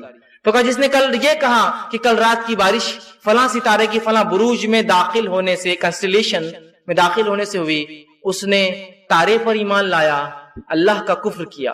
اور جس نے یہ کہا کل رات بارش اللہ نے دی تھی، وہ اللہ پر ایمان لایا اور ستارے سے کفر کیا. تو آج ستارے پہ عقیدہ ہے ہمارا، اللہ سے کفر کرتے ہیں ہے نہیں ہے لوگوں کا. اب یہ ہواؤں کا رخ ہے، اب ستارہ یہ آ رہا تو اب ایسی بارش ہوں گی. ارے اللہ بارش دیتا ہے، تمہارے کیا ستارے کا رخ بارش دیں گے؟ پچھلے 2 سالوں سے کیا ہوا تھا تمہارے ستاروں کو بارش نہیں دینے کے لیے؟ اللہ دیتا ہے بارش جب چاہتا ہے جیسے چاہتا ہے. اللہ دیتا ہے اللہ جب چاہتا ہے جیسے چاہتا ہے. اللہ دیتا ہے فصلیں جب چاہتا ہے کیسے چاہتا ہے. اللہ دیتا کرتا ہے ہر چیز دنیا کے اندر جب چاہتا ہے جیسے چاہتا ہے جتنا چاہتا ہے جس کے لیے چاہتا ہے. کوئی ستارے کا مطلب دخل نہیں اس کے اندر. تیسرا عقیدہ جو توحید کو کمزور کرتا ہے، جس کو ہم نے معمولی سمجھ لیا ہمارے سماج میں، وہی ہے کہ کسی چیز سے نفع اور نقصان پہنچانے کا عقیدہ رکھنا، اور ایسی چیز کے نفع نقصان پہنچانے کا عقیدہ رکھنا اور یہ سوچنا کہ اس کی وجہ سے نفع اور فائدہ ہو سکتا ہے. جیسے عام زبان کے اندر کوئی جو ہے سیپی، منکے، دھاگے، تاگے، سبزی، پھل ہے نا، پتھر، کنکر یا انگوٹھی، ایسی چیز عقیدہ رکھ کہ اس کے پہننے سے فلاں ہوتا، اس کے اتارنے سے فلاں ہوتا، اس کے رکھنے سے فلاں ہوتا، اس کے ٹھوکنے سے فلاں ہوتا، اس کے لٹکانے سے فلاں ہوتا، اس کے چپکانے سے فلاں ہوتا، اس کے رکھنے سے فلاں ہوتا ہے نا. کیا کیا عقیدے نہیں. لیکن اب گھوڑے کی نال لگی ہوئی گھر کے اندر، کسی کی ایسی لگی ہوئی کسی کی ایسی لگی ہوئی. یہ کسی کی ایسی کیوں ہے پیٹ اندر اور کھلا باہر، اور کسی کی الٹی کیوں پیٹ باہر؟ تو بولے جس کے اندر اچھائی آ جاتی تو بولے اس کو لاک کر دیتے، بولے باہر نہیں جانا. اور کسی کی برائی ہے تو الٹا لگاتے بولے تاکہ اندر آنا نہیں. میں نے کہا واہ کیا مسلمان ہے کہ گھوڑے کی نال ان کی تقدیریں بدلتی. سبحان اللہ. گھوڑا بھی سوچ کے ہنستا ہوں کبھی، جس کو میں پیروں میں رونتا ہوں ان کی تقدیریں بدلتی ہے مسلمانوں کی، ہے نا. سبزی کی تو مثال میں سبزی، اب بولے سبزی سے کہاں ہے سب کو عقیدہ رکھتا، پاگل تو نہیں ہوں گے فیض بھائی. میں بتا دوں نا، لیمبو لٹکا نہیں تھا گھر کے سامنے. لیمبو کیا ہے؟ ایٹم بم، حفاظت کی مشین. اللہ کی طرف سے گارنٹی دی گئی کہ لیمبو جہاں لٹک جائے گا میں حفاظت کروں گا، لیکن ہے نہیں گاڑی لی لیمبو باندھا گھر کے اندر. لیمبو کے اندر 2-4 بھلاوے لگ جائے تو اس کی اٹیکنگ پاور اور بڑھ جاتے ہیں. اس پر 4-5 مرچیاں کھڑی آڑی لگ جائے تو اس کا تو سمجھو ایک طرح سے وہ میزائل پر جو ہے ایٹامک بم رکھ دیا گیا، اس کی طاقت ہو جاتی کہ راستے سے چلنے والا بازو چلتا ہو. لیمبو ہے نا. اس کا کچھ پھر 7 دھاری ہو تو ایک الگ مسئلہ، 9 دھاری ہو تو اس کا ایک الگ طاقت اور پاور، 5 دھاری کا الگ معاملہ ہوتا ہے. کیا کہنے پھر، ہے نا. حالانکہ لیمبو کے بارے میں تو میں ہمیشہ کہتا ہوں اس سے مظلوم کوئی سبزی نہیں ہے. مل کر، رگڑ کر، چاٹ کر، چوس کر کھاتے اس کو.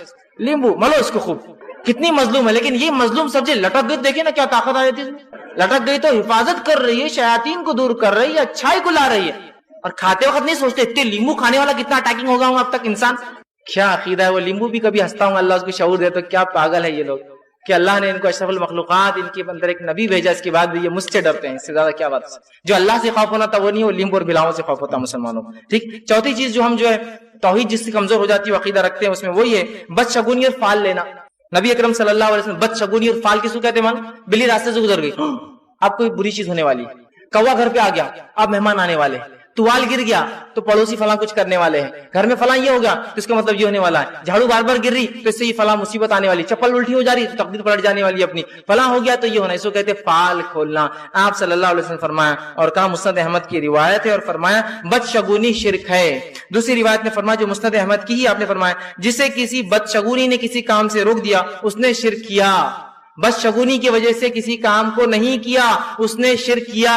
آج میں انٹرویو کو جا رہا ہوں، میں نے کچھ کھایا نہیں ہے میٹھا، اب میں نہیں جا سکتا ہوں. اس نے شرک کیا، اس میٹھے سے عقیدہ رکھا کہ وہ اس کو جو ہے کامیابی دے سکتا ہے. سمجھ رہے ہیں بات؟ جس نے بدشگونی کی اس نے شرک کیا، اور کسی کو بدشگونی نے کسی عمل سے روک دیا اس نے بھی شرک کیا. یاد رکھیے. آئیے تیسری چیز، تیسرا ہے تیسری کیٹیگری جس کو نماز میں نے جو باندھا ہے، جس میں ہم گناہوں کو، جو بہت سنگین جرم ہے جس کو آج ہم معمولی سمجھتے ہیں، وہ یہ ہے کہ نماز میں جو عدم اطمینان، نماز کو اطمینان کے ساتھ نہیں پڑھنا، یہ جو ہے ایک بہت سنگین جرم ہے. یاد رکھیے، ایک بہت سنگین گناہ ہے.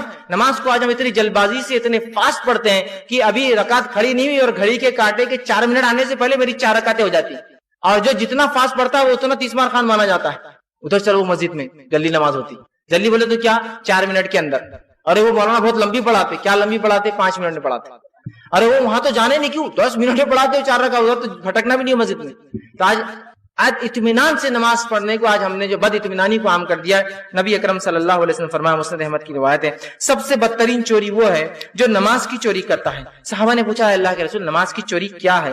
تو کہا نماز اطمینان سے نہیں پڑھتا، رکوع اور سجدوں میں جو پشت پیٹ کو اطمینان آنے تک اس کو لمبا نہیں کرتا، اٹھ کر جب سیدھا بیٹھتا ہے تو اتنی دیر نہیں بیٹھتا سجدوں کے اندر اور سجدے کے بعد کہ کمر کو اطمینان آ جائے نہ کرتا، سجدوں کے درمیان اطمینان نہیں رکھتا. یہ نماز کی چوری ہے اور یہ سب سے بدترین چوری ہے، نماز میں بے اطمینان. اسی طرح دوسرا جرم، دوسرا اعمال جس کو نماز میں ہوتا ہے، جس کو ہم معمولی سمجھ رہے جو کہ حرام ہے، وہ یہ ہے کہ نماز میں کثرت سے حرکتیں کرنا. کثرت سے حرکتیں کرنا، نماز میں کچھ جائز حرکتیں ہو جائے تو کوئی مسئلہ نہیں ہے، لیکن کثرت سے حرکتیں کرنا. کچھ نوجوان ہیں بس ہر بار نماز سے اٹھ رہے اور بال پیچھے، ہر بار نماز سے اٹھ رہے ہر رکعت بال پیچھے، سجدوں سے اٹھ رہے بال پیچھے، کثرت سے بس کنٹینیو صرف بال جم رہے. کچھ لوگ ہوتے ہیں ایسے شرٹ پہن لیتے جو افسوس کی بات ہے بولنا نہیں چاہیے لیکن بلاؤز کے جیسے ہوتے ہیں. مرد رکوع میں جا رہا پکڑ کے جاتا، رکوع سے اٹھتا پکڑ کے اٹھتا، رکوع میں جاتا پکڑ کے، کیوں؟ تو اگر اٹھ جائے تو کمر دکھ جاتی تو پکڑ کے جا رہا ہو، پکڑ کے اٹھ رہا. پوری نماز میں صرف وہ شرٹ کوئی بے اطمینان، شرٹ کہاں جا رہا، میرا شرٹ کہاں جا رہا. کچھ لوگوں کا معمول ہے نماز میں بس شرٹ جھٹکنے کی عادی ہے، کثرت سے شرٹ جھٹک. کچھ لوگ نمازوں میں صفائی کر رہے چٹائی کی، نماز میں بیٹھے اور نیچے کھجا کے چٹائی کو کھرچتے رہتے ہیں. نماز میں بول رہا ہوں، نماز کی حالت میں اور دوسروں کو گھورتے رہتے ہیں نماز میں. یہ ایک ایسا عمل ہے جو نماز کا حصہ نہیں ہے. اور میں کہتا ہوں کبھی کبھار جو لوگ بہت کثرت سے عادی ہوتے ہیں نماز میں تو دیکھنے کے، تو نوجوانوں کام ہے ان کو کبھی سلام کر دینا، السلام علیکم، تو پھر سیدھے ہو جاتے ہو، ایک دم نیچے دیکھتے ہو. اگر وہ بولے حضرت آگے کی نماز میں سلام کرتے کیا؟ تو بولا نماز میں گھورتے کیا؟ نماز میں گھور رہے اور سلام نہیں کرنا. ہم کو لگا تو نماز میں نہیں بیٹھے ہوئے، سلام کر دیا ہم نے تم کو. تو پھر ان کو احساس ہوتا ہے یار غلطی ہو رہی ہے اپنے سے، ہے تو نماز میں لیکن پوری مسجد کا جائزہ کون کیا کر رہا، کیا جیسے کوئی دیکھا نہیں. تو ایسے لوگوں کا حال یہی ہے، السلام علیکم، تو وہ پھر برابر آ جاتے اور بعد میں شرمندہ بھی ہوتے کہ یار غلطی کہیں نہ کہیں ہوتی. تو آج ہم دیکھتے کثرت سے نماز میں حرکت کرنا. اللہ رب العزت نے قرآن میں حالانکہ اس کا حکم دیا، فرمایا وَقُومُوا لِلَّهِ قَانِتِينَ، اللہ کے سامنے ادب سے کھڑے رہا کر. یہ گڑبڑ کرنا، بھال جمانا، چیزوں میں ہلچل کرنا یہ اچھی بات نہیں ہے. اسی طرح مومنوں کی نماز کی صفت بیان کی اور فرمایا سورہ مومنون سورہ نمبر 23 آیت نمبر 2 میں فرمایا الذین هم فی الصلاۃ خاشعون، خشوع سے نماز پڑھتے ہیں، ادھر ادھر دھیان نہیں، چیزوں کو جماتے نہیں، بال نہیں جما رہے، کنکریاں نہیں ہٹا رہے، کپڑوں کو نہیں وہ کر رہے، پکڑتے نہیں، اننیسری کوئی حرکت نہیں کرتے، بس جو نماز کی حرکتیں بس وہ حرکت کرتے، اس سے ہٹ کر کوئی حرکت وہ نہیں کرتے ہیں. ٹھیک ہے. اسی طرح جو ایک چیز ہوتی ہے نماز کے اندر، جو تیسرا گناہ جو ہم جس کو معمولی سمجھتے ہیں نماز میں کر بیٹھتے ہیں، وہ یہ ہے دوران نماز. غور سے سنیے، دوران نماز مقتدی کا امام سے آگے چلنا. امام ہوتا ہے کہ اس کے پیچھے چلا جائے. کئی مصلی ہوتے ہیں کہ امام ابھی کہہ رہا السلام علیکم رحمت اللہ، اس کا ابھی سلام چلتا ہے تو ادھر مقتدی لا الہ الا اللہ. تو جو ادھر نماز پڑھتا ہے وہ پریشان ہوتا ہے کہ الگ تو نہیں پڑھ رہا، اس کے سلام ہونے تک تو اس کا درود ورود ہو کے پیٹ ملتے بیٹھے رہتا ہوں. اب کوئی کہے بھائی صاحب آپ نہیں، وہ بس ایک سلام ہو گیا تب وہ دوسرا کر کے نکل جاتے فوراً، سلام ہو گیا نا شروع. بہت سے مصلیوں کو دیکھا جاتا ہے کہ جب رکوع میں جا رہے ہیں، امام ابھی رکوع میں نہیں گیا، ابھی اس نے پڑھ دیا جو ہے وَلَمْ يَكُنْ لَهُ كُفُوًا أَحَدٌ، ابھی وہ رک رہا ہے کہ سورہ ختم ہو رہا ہے اور ختم ہونے سے پہلے یہ بالکل ریڈی رہتے ہیں، ہو گیا بس ریڈی تھے وہ کہ رکوع کرنا ہے. امام کھڑا ہوا سمیع اللہ لمن حمیدہ، ابھی وہ بول رہا ہے اور یہ ایسے پورے جا کے ایسا بیٹھے ہوئے سجدے میں اللہ اکبر سے پہلے، مطلب امام کے سر جھکانے سے پہلے ان کا سر جھکا ہے نیچے. امام سے پہلے یہ کام کرنا یہ سنگین جرم ہے. امام مالک اور دیگر علماء کے فتوے ہیں کہ یہ عمل حرام ہے. یاد رکھیے یہ ہمارا حرام اس لیے کہ آپ امام کے پیچھے ہو، اور اللہ کے رسول صلی اللہ علیہ وسلم نے اس عمل سے روکا اور فرمایا کہ انسان عجلت سے نماز نہ پڑھے، جلدی نہ کرے، امام سے جو ہے سبقت نہ پائے. جو ہے سنن جو ہے کبرا میں امام بہقی جو ہے ایک روایت لاتے ہیں، آپ نے فرمایا آپ صلی اللہ علیہ وسلم فرماتے کہتے ہیں سلیقے سے کام کو انجام دینے کی اللہ کی توفیق سے، مطلب کوئی انسان کسی کام کو سلیقے سے اگر کرتا ہے تو اللہ کی توفیق سے یہ ہوتا ہے اور جلد بازی شیطان کی طرف سے ہے۔ اور صحیح مسلم کی روایت آپ نے فرمایا جو شخص اپنے سر کو رکوع اور سجدے میں امام سے پہلے اٹھاتا ہے کیا وہ ڈرتا نہیں ہے کہیں اللہ اس کے سر کو گدھے کا سر نہ بنا دے؟ چونکہ وہ گدھا ہے، وہ بیوقوف ہے، اس کو اتنا علم نہیں ہے کہ امام کھڑا ہوتا ہے اس کو فالو کرنے کے لیے، اس سے آگے چلنے کے لیے نہیں۔ امام کا معنی ہوتا ہے وہ لیڈر ہے آپ کا، تو وہ گدھا ہی ہے نا، جس کو سمجھ میں نہیں آتا کہ اس کا لیڈر ابھی نہیں پہنچ گیا۔ رسول اکرم صلی اللہ علیہ وسلم کے اصحاب کا معمول یہ تھا، وہ فرماتے جب اللہ کے رسول ایک عمل پورا کر لیتے تو تب ہم اس عمل میں داخل ہوتے تھے۔ جیسے کہ آپ صلی اللہ علیہ وسلم کہتے اللہ اکبر کر کے آپ سجدے میں چلے جاتے تو ہم سجدے میں جایا کرتے تھے، جب آپ اللہ اکبر کہہ کے سجدے سے پورا اٹھ جاتے تھے تو ہم جب سجدے سے اٹھا کرتے تھے، جب آپ اللہ اکبر کہہ کر قاعدے سے مکمل اٹھ کر ہاتھ باندھ لیتے تو تب ہم ان کے پیچھے اٹھ کر ہاتھ باندھتے تھے۔ یہاں تو ایڈوانس چل رہا ہے آدمی، سلام سے پہلے سلام، رکوع سے پہلے رکوع، سجدوں سے پہلے سجدے اس کے، تو یہ بہت سخت جرم ہے، یہ گناہ ہے، لیکن بہت ہم اس کو معمولی آج بہرحال سمجھتے ہیں۔ اسی طرح جو ہے امام کی مکمل پیروی ہمیں کرنا چاہیے اور اس کے پیچھے ساتھ بھی نہیں چلنا چاہیے، پیچھے چلنا چاہیے کبھی بھی۔ اس کے عمل ہونے کے بعد اس کا اللہ اکبر جب ختم ہوتا ہے تب وہ کرے، اور اماموں کو بھی چاہیے کہ اتنا وقت دے کہ انسان آرام سے ان کے اللہ اکبر ختم ہونے کے بعد اس عمل کے اندر داخل ہو سکے۔ چوتھا گناہ جو نماز کے معاملے میں ہم کرتے ہیں جس کو معمولی سمجھتے وہ یہ ہے کہ جو ہے بدبودار چیز کھا کر مسجد میں جانا، اس بات کو بھی ہم معمولی سمجھتے ہیں، جبکہ صحیح مسلم کی روایت آپ صلی اللہ علیہ وسلم فرما کہا جس شخص نے پیاز یا لہسن، ٹھیک ہے آپ نے فرمایا پیاز یا لہسن جو ہے کھایا اور وہ کھایا ہو تو وہ ہماری مسجدوں کے قریب نہ آئے، اس لیے کہ پیاز اور لہسن کھانے سے کیا ہوتا ہے منہ میں بدبو آتی ہے، بدبو کی وجہ سے دوسرے کا حق مارا جاتا ہے۔ شریعت اتنا خیال رکھتی دوسروں کا کہ بدبو نہ آئے تو کہا جو پیاز اور لہسن کا ہے کچا پکا ہوا نہیں، کچا جس سے بو آتی ہے وہ مسجدوں میں نہ آئے۔ آج حالت یہ کہ ہمارے مسجدوں کے اندر اتنے تیز سینٹ ہونے والے جس کی بدبو سے انسان پریشان ہوتا ہے، تمباکو کھا کے جا رہے ہیں، بیڑیاں اندر مار رہے جا کے حمام اور بیت الخلاء کے اندر، سگریٹیں پی رہے، پان ٹھوکرے گٹکے کھا رہے مسجدوں کے اندر، بدبو آتی ہے اس کی، اتنی گھن آتی ہے۔ لہسن اور پیاز بدبودار چیزیں ہیں جن کی بدبو سے انسانوں کو تکلیف ہوتی ہے۔ آگے حدیث میں فرمایا جس چیز سے ابن آدم کو تکلیف ہوتی، فرشتوں کو تکلیف، ابن آدم کو تکلیف ہوتی ہے اسی چیز سے فرشتوں کو تکلیف ہوتی ہے، لہٰذا مسجد میں بدبودار چیز کھا کر آنا منع ہے، یاد رکھیے۔ لیکن آج ہم دیکھتے ہیں مسجد کے اندر بیٹھ کے کوئی پیاز کھا رہا ہے، لہسن کھا رہا ہے کچا، یا پھر جو ہے مساجد کے اندر بدبودار چیزیں کھا کر لوگ داخل ہوتے ہیں جس سے سارے لوگوں کو تکلیف ہوتی ہے۔ یاد رکھیے یہ بہت سخت جرم ہے، یاد رکھیے، اس لیے کہ بندوں کے حق مارنے میں شامل ہوتا ہے۔ آئیے اسی طرح جو ہے جو چیز ہم دیکھتے ہیں جس کو ہم نے جو ہے معمولی سمجھ لیا، جو ایسا گناہ ہے جو نہیں کرنا چاہیے، اس میں چوتھی جو کیٹیگری ہے نفس جنس جو ہے، شرمگاہ کا معاملہ، جنس کا جو معاملہ ہے اس میں سب سے پہلی چیز جو ہے وہ ہے زنا۔ زنا کو آج ہم نے جو ہے معمولی سمجھا۔ زنا کا کیا معنی ہوتا ہے؟ وہ انسان جو نکاح کی بعد اپنی بیوی سے جو عمل کرتا ہے وہ بغیر نکاح کے کسی عورت سے کرے، اس کو زنا کہتے ہیں۔ تو زنا جو ہے یہ ایک بہت سخت عمل ہے، اللہ رب العزت نے اس کے تعلق سے جو قرآن نے فرمایا، اور سورہ بنی اسرائیل سورہ نمبر 17 آیت 32 میں کہا وَلَا تَقْرَبُوا الزِّنَا إِنَّهُ كَانَ فَاحِشَةً وَسَاءَ سَبِيلًا، خبردار زنا کے قریب نہ جانا، یہ بہت بری راہ ہے۔ اور زنا کی سزا کیا ہے؟ زنا کی سزا اگر غیر شادی شدہ ہو تو 100 کوڑے، اور شادی شدہ ہو تو قتل کر دیا سنسار۔ لیکن اس کے باوجود بھی آج ہم دیکھ رہے ہیں زنا ہمارے سماج میں پھیلتا جا رہا ہے، زنا کو فیشن اور عام بات سمجھی جا رہی ہے، لوگ زنا کر رہے ہیں اور اس کو معمولی بھی نہیں سمجھتے، نہ اس کا شعور بچوں کو دیا جا رہا ہے کہ یہ کیا ہے۔ اور یہ ٹی وی اور میڈیا نے جو اس چیز کو بہرحال ایک وبا کی طور سے، ایک بیماری کے طور سے عام کر دیا ہے۔ تو زنا بہت سخت جرم ہے، لیکن آج اس کو ہم معمولی سمجھتے ہیں۔ پانچویں چیز جو گناہ ہے جس کو ہم نے معمولی سمجھ لیا، جو پانچویں کیٹیگری آج کی میری، وہ میاں بیوی کے تعلقات کے بارے میں، کہ میاں بیوی کے تعلقات میں کچھ ایسے اعمال ہیں جن اعمال کو ہم معمولی سمجھتے ہیں، جو سنگین شریعت میں جرم ہے۔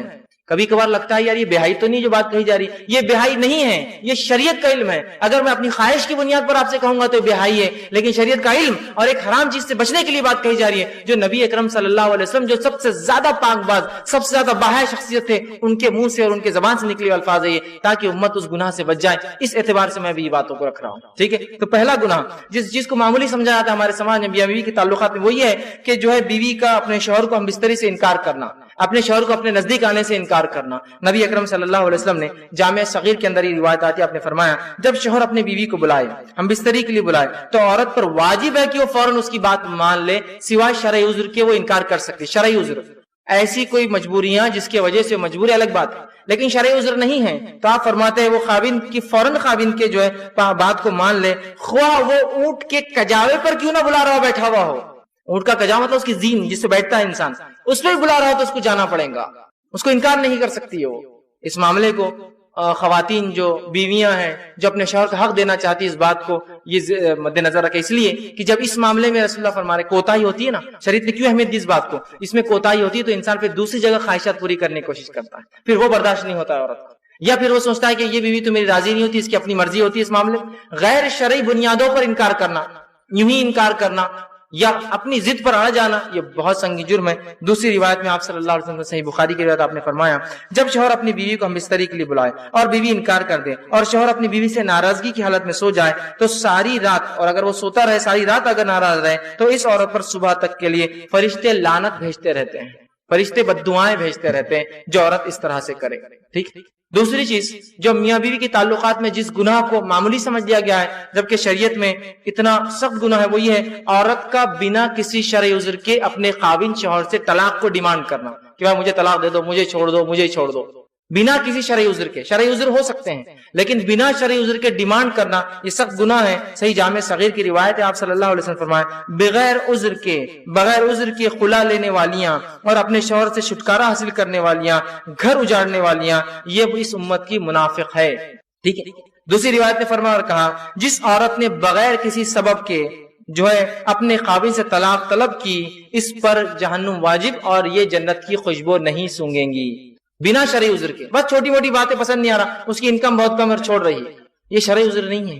ہماری بہنوں کو چاہیے کہ اس بات کو بہت سنگینی سے لے، والدین کو چاہیے اپنے بچیوں کو سمجھائے کہ چھوٹی موٹی باتوں پر جو اپنے بیٹیوں کو نہ بٹھا لے، کہ ڈیمانڈ کر رہے ہیں آپ، کتنی بری بات ہے، طلاق شوہر کا حق ہے اور آپ بیٹی ڈیمانڈ کرتی ہے، شرعی عذر بھی نہیں ہے اس کے پیچھے، تو یہ بڑی اہم چیز ہے، یاد رکھیں اس بات کو سمجھنے کی۔ تیسرا گناہ جو میاں بیوی کے تعلقات میں ہوتا ہے اس کو معمولی سمجھ لیا گیا ہے اور اس کے تعلق سے اتنی سخت وعید حدیث میں کہ جس کی کوئی انتہا نہیں، وہ ہے حالت حیض کے اندر بیوی سے ہم بستری کرنا یا ایسی جگہ پہ ہم بستری کرنا جو غیر فطری ہے پیچھے کے حصے میں۔ آپ صلی اللہ علیہ وسلم نے فرمایا، جامع ترمذی کی روایت حدیث کے الفاظ تو ذرا غور کیجئے، جس شخص نے حیض والی عورت سے ہم بستری کی یا عورت کے پیچھے دبر میں جمع کیا یا کاہن یا نجومی کے پاس گیا اور اس کی بات کی تصدیق کی، اس نے اس چیز کا انکار کیا جو محمد صلی اللہ علیہ وسلم پر نازل ہوئی۔ وہ ایک شریعت کا منکر ہے، اس شریعت کا اس نے انکار کیا جس نے وہ عمل کیا۔ اس کے لیے کفارہ شریعت نے باندھا ہے، بہت سخت جرم ہے، لیکن لوگ اس کو سمجھ ہی نہیں پا رہے یا یہ تعلیم شاید حاصل کر ہی نہیں رہے، اس بات کو سمجھ ہی نہیں رہے کہ نکاح جب کر رہے ہیں تو اس سے پہلے اس کے تعلق سے، اس کے آداب، اس کے تعلق سے تمام معاملات کو سیکھا جائے۔ دنیا کی تمام چیزوں کے اندر ٹریننگ پروگرامز ہوتے ہیں، سب چیزوں کو سیکھا جا رہا ہے، لیکن شریعت کے مطابق کوئی چیز ہو تو وہاں ہم کو شرم آ رہی ہے، وہاں سیکھنے میں شرم آتی ہے۔ دنیا کی بہائی میں ہم کو شرم نہیں آتی۔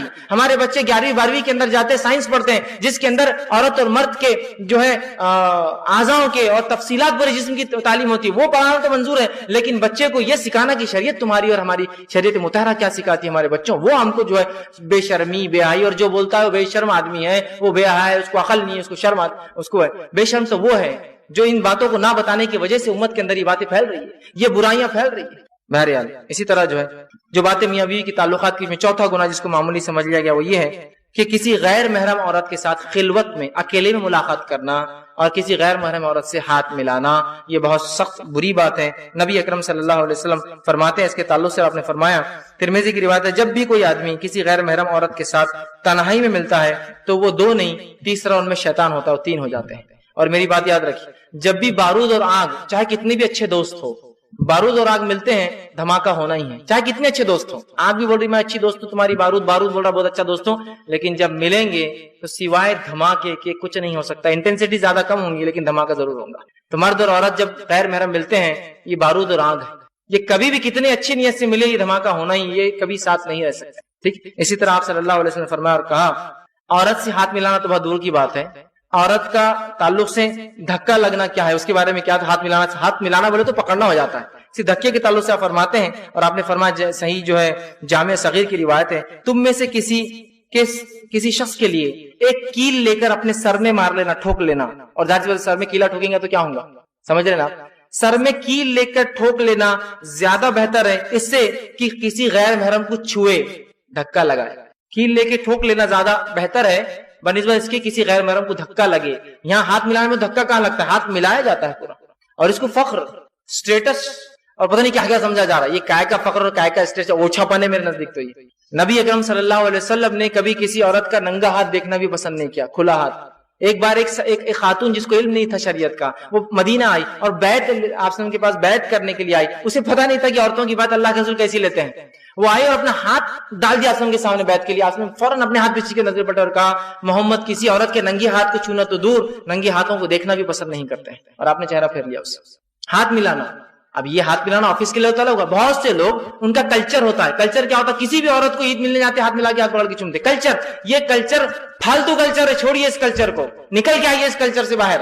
یہ شریعت نہیں ہے. جو شریعت محمد یہ کہہ رہے کیلا ٹھوکنا افضل ہے سر میں، ہاتھ ملا، ہاتھ دھکا لگنے سے. کیسے وہ اجازت دیں گا کہ آپ کلچر کے نام پر جو کسی عورت کا ہاتھ پکڑے؟ نہیں، ہاں بس سماج میں چلتا ہے، کلچر ہے ہمارا کہ کسی بھی عورت کا ہاتھ پکڑ کے ہم چومتے عید کے دن خوشی میں چومتے. یہ کلچر شریعت نہیں ہے. اس کو نکالنا ہوگا ہم کو اپنے زندگیوں سے، ورنہ پھر ہم ان لوگوں کو روک نہیں سکتے ہاتھ ملانے سے، اس لیے کہ آپ بھی تو کلچر کے نام پہ ایک عمل کر رہے ہیں. ٹھیک. اسی طرح جو ہے چھٹی چیز، جو گناہ جس کو معمولی سمجھ لیا ہم نے اپنے سماج میں کرنا، جو کہ شریعت کے نزدیک حرام ہے، سب گناہ ہے، وہ یہ ہے جو ہے معاملات اور تجارت کے معاملے میں. اس میں کچھ باتیں رکھوں گا. پہلی چیز معاملات اور تجارت میں سود. پہلی چیز سود ہے. سود کتنی بڑی قباحت ہے، کتنی بڑی برائی ہے، کتنا بڑا سنگین جرم ہے، لیکن اس کے بعد بھی آج ہم دیکھتے ہیں سود میں اکثریت جو ہے ملوث ہے. حالانکہ آپ صلی اللہ علیہ وسلم نے فرمایا، صحیح مسلم کی روایت ہے، آپ نے فرمایا سود کھانے والا، کھلانے والا، لکھنے والا، اس پر گواہ بننے والے پر لعنت فرمائی ہے آپ صلی اللہ علیہ وسلم نے، اور فرمایا یہ گناہ میں سارے برابر ہیں.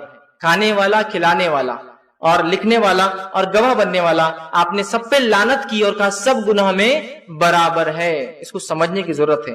سود کی لعنت کو ہم اگر نہیں سمجھیں گے نا، بہت نقصان ہم اٹھا رہے ہیں، اور اتنا نقصان اٹھائیں گے جس کی کوئی صرف ہم نہیں، پوری دنیا کی اقوام عالم اس کا نقصان اٹھانے والی.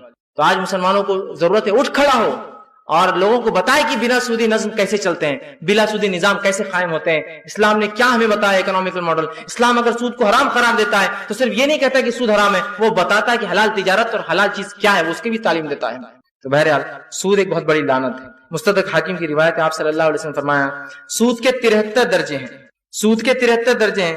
سب سے ہلکا درجہ گناہ کے اعتبار سے ایسا ہے جیسے کوئی شخص اپنی ماں سے زنا کرے. سبحان اللہ. سود کے 73 درجے 73، جس میں سے سب سے ہلکا لیسٹ، سب سے کم والی کیٹیگری ہے اپنی ماں کے ساتھ نکاح کرنے کے الفاظ، مطلب ماں کے ساتھ زنا کرنا. اور دوسرے حدیث کے اندر آپ صلی اللہ علیہ وسلم سود کے تعلق سے بیان کر کہا اور فرمایا کہ اگر کوئی شخص جو ہے سود پہ وہ کرتا ہے، سود کے معاملے کرتا ہے، تو آپ نے فرمایا یہ ایسا ہے جیسے اس نے 36 بار زنا کیا.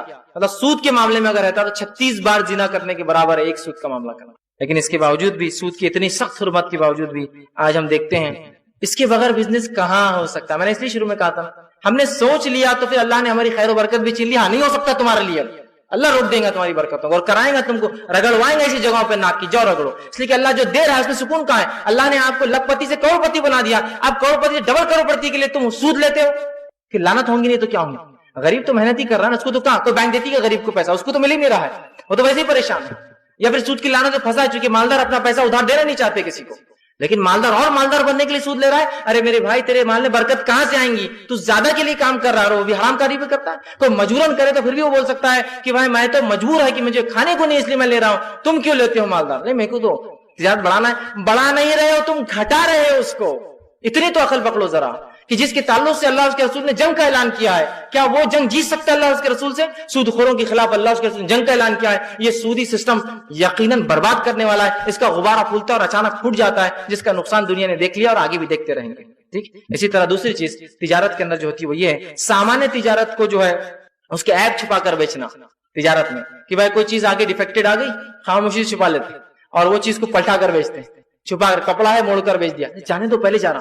اگر کسی چیز میں عیب ہے تو اس کو بتا کر بیچیے آپ کہ یہ عیب ہے، اس کے لیے اتنی قیمت کم ہوں گی، یہ چیز یہ چھپا کر بیچنا حرام ہے. آپ صلی اللہ علیہ وسلم نے فرمایا اور کہا من غشا فلیس منا، جو دھوکہ دے ہم میں سے نہیں ہے. آپ ایک مرتبہ گئے، ایک شخص کے پاس اناج دیکھا، اناج اٹھایا، بھاؤ کیا، اس کے بعد جب اناج میں ہاتھ ڈالا تو گیلا اناج نکلا. آپ نے کہا یہ کیا ہے؟ یہ تو گیلا ہے.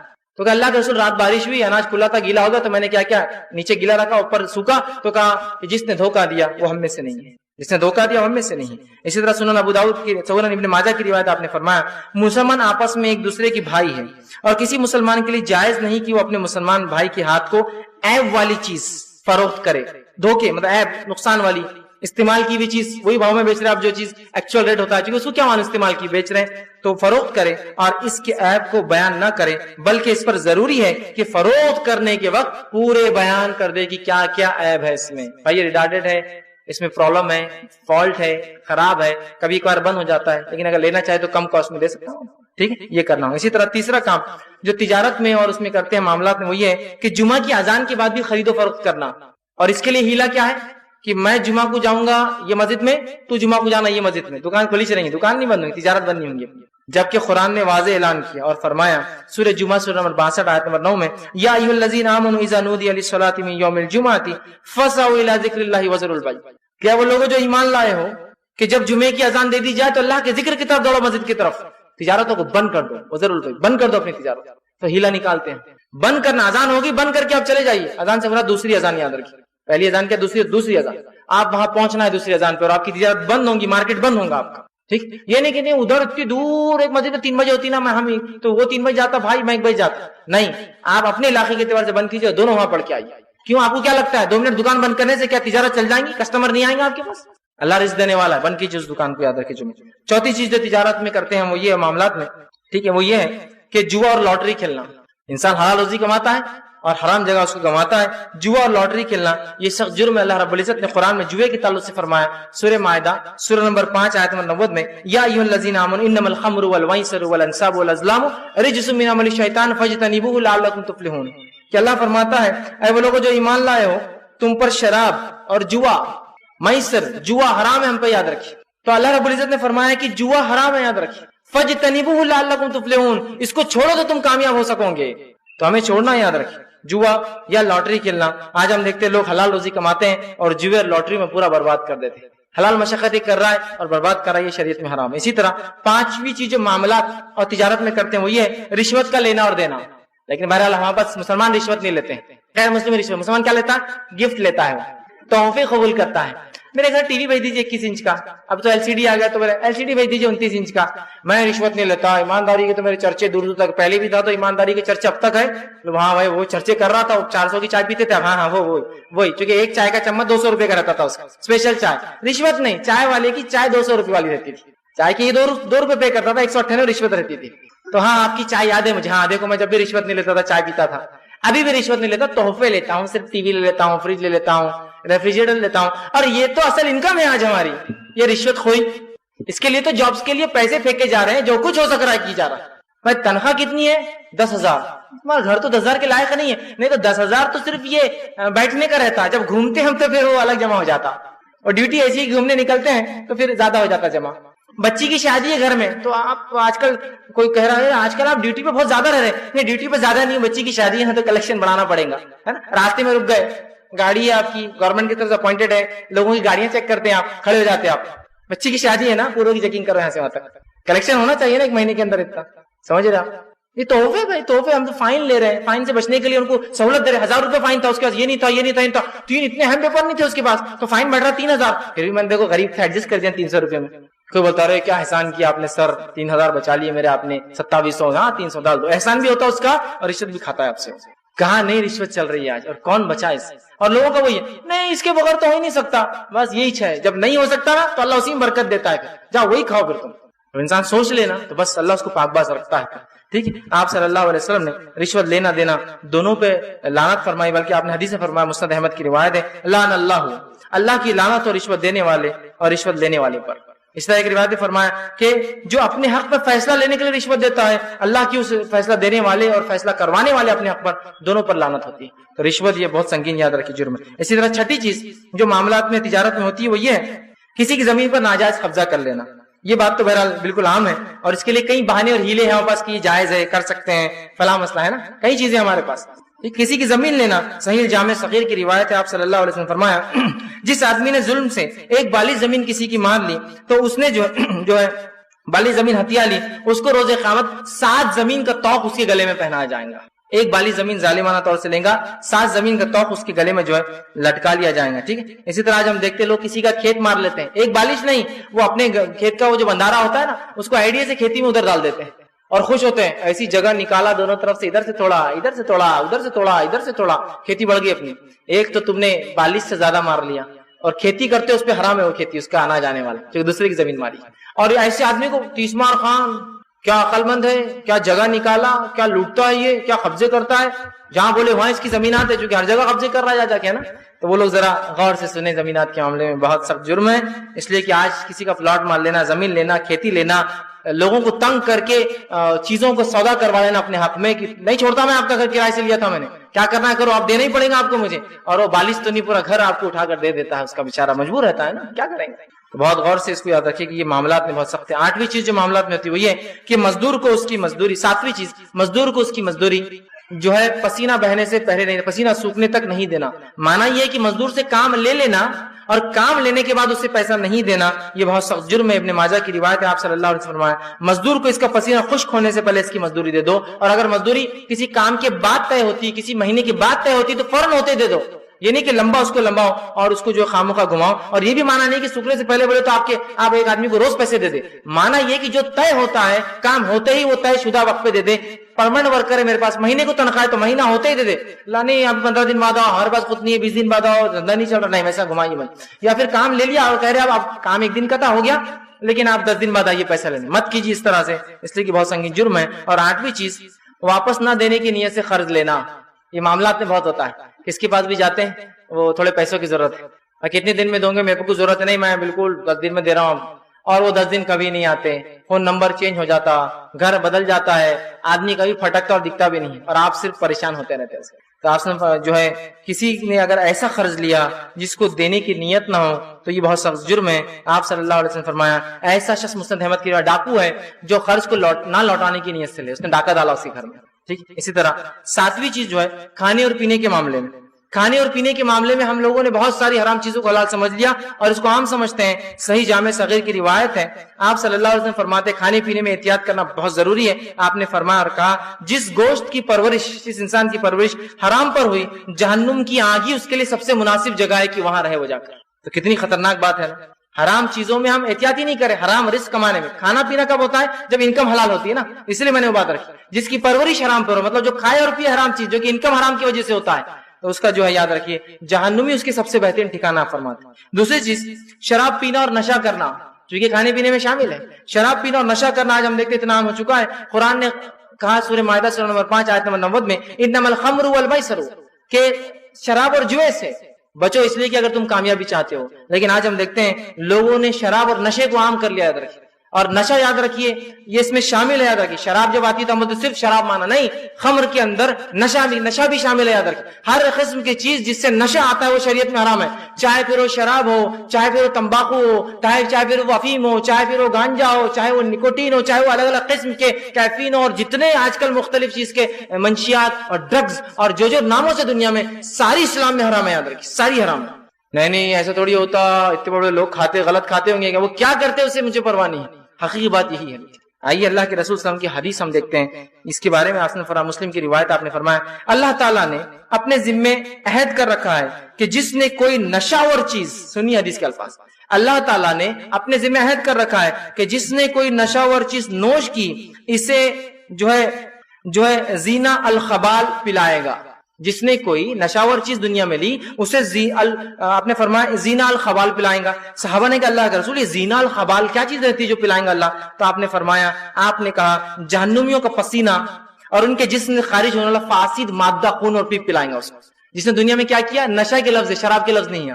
جس نے دنیا میں نشہ, نشے میں ہر چیز, آپ بولے نہیں مجھے نشہ نہیں آتا نا, تو نشہ آتا نہیں آتا کب معلوم ہے جب پہلی بار کوئی انسان پہ اس کو آتا ہی نہیں آتا ہے, اس سے معلوم ہوتا ہے وہ نشہ ہے. یہ نہیں کہ اب تو عادی ہونے والے کو تو پھر تو کچھ بھی دو آپ تو کھا جاتا ہے نا. کچھ لوگ تو ایسے حالت ہے کہ شراب کی بوٹلیں گٹ کر جاتے ہیں, لیکن ایک نیا آدمی پیا تو کیا ہوتا ہے, گر جاتا ہے, نشہ آ گیا. ایک نیا آدمی تمباکو کھایا تو کیا ہوتا ہے, تو نیا آدمی نے بکری کھلائی چکر کھا جاتی ہے وہ. اور میں نے دیکھا ایک شخص تھے ایک مرتبہ, انہوں نے مجھے کہا آپ پان کھائیں گے کیا؟ میں نے کہا میں پان وان نہیں کھاؤں گا. میں کہا کہ میں آپ کے لیے میٹھا پان منگاتا ہوں, یہاں کا بڑا مشہور ہے. اگر آپ پان منگا رہے تو آپ کی چیزوں کے ساتھ میرا پان نہیں منگانا, میرا ہی منگانا. میں نے کہا کہ میں نہیں کھاؤں گا. اب میں نے تو انکار کر دیا. انہوں نے کہا جاؤ 2 میٹھے مسالے, ایک پان اور 2 فلاں 300 120 420 وہ کیا نمبرات پورے بول دیے. وہ آدمی آیا, ایک پان ان کو دیا, ایک پان ان کو دیا. میں نے تو نہیں کہہ دیا. اب وہ جو میرے بازو والا تھا اس نے پان کھا لیا. پان کھانے کے بعد وہ ایسا کرسی بیٹھا پورا کانپ رہا ہے, اور پسینہ اس کے ہاتھ پہ میں نے دیکھا, اس کا چہرہ میں نے نہیں دیکھا. جب میں نے اس کو دیکھا کہ یہ اس کو کیا ہو رہا ہے تو میں سمجھ گیا کہ اس نے کچھ گڑبڑ ہوئی, لیکن یہ محفل میں شرما رہا ہے بولنے. میں نے کہا کیا ہوا, ہاتھ لگایا تو پورا پسینہ. تو کہا وہ مجھے تمباکو کا پان آ گیا. میں نے کہا یہ ڈر سے میں نے پان نہیں کھایا, اور اس کو تمباکو کی عادت نہیں تھی. اور اس برا حال ہوا چونکہ اس نے چبا چکا تھا ایک دو نوالے، اس کو کلی کرانا پڑی اور اس کو لٹا دینا پڑا اور پورا پسینہ اس کو جا رہا سر سے اوپر.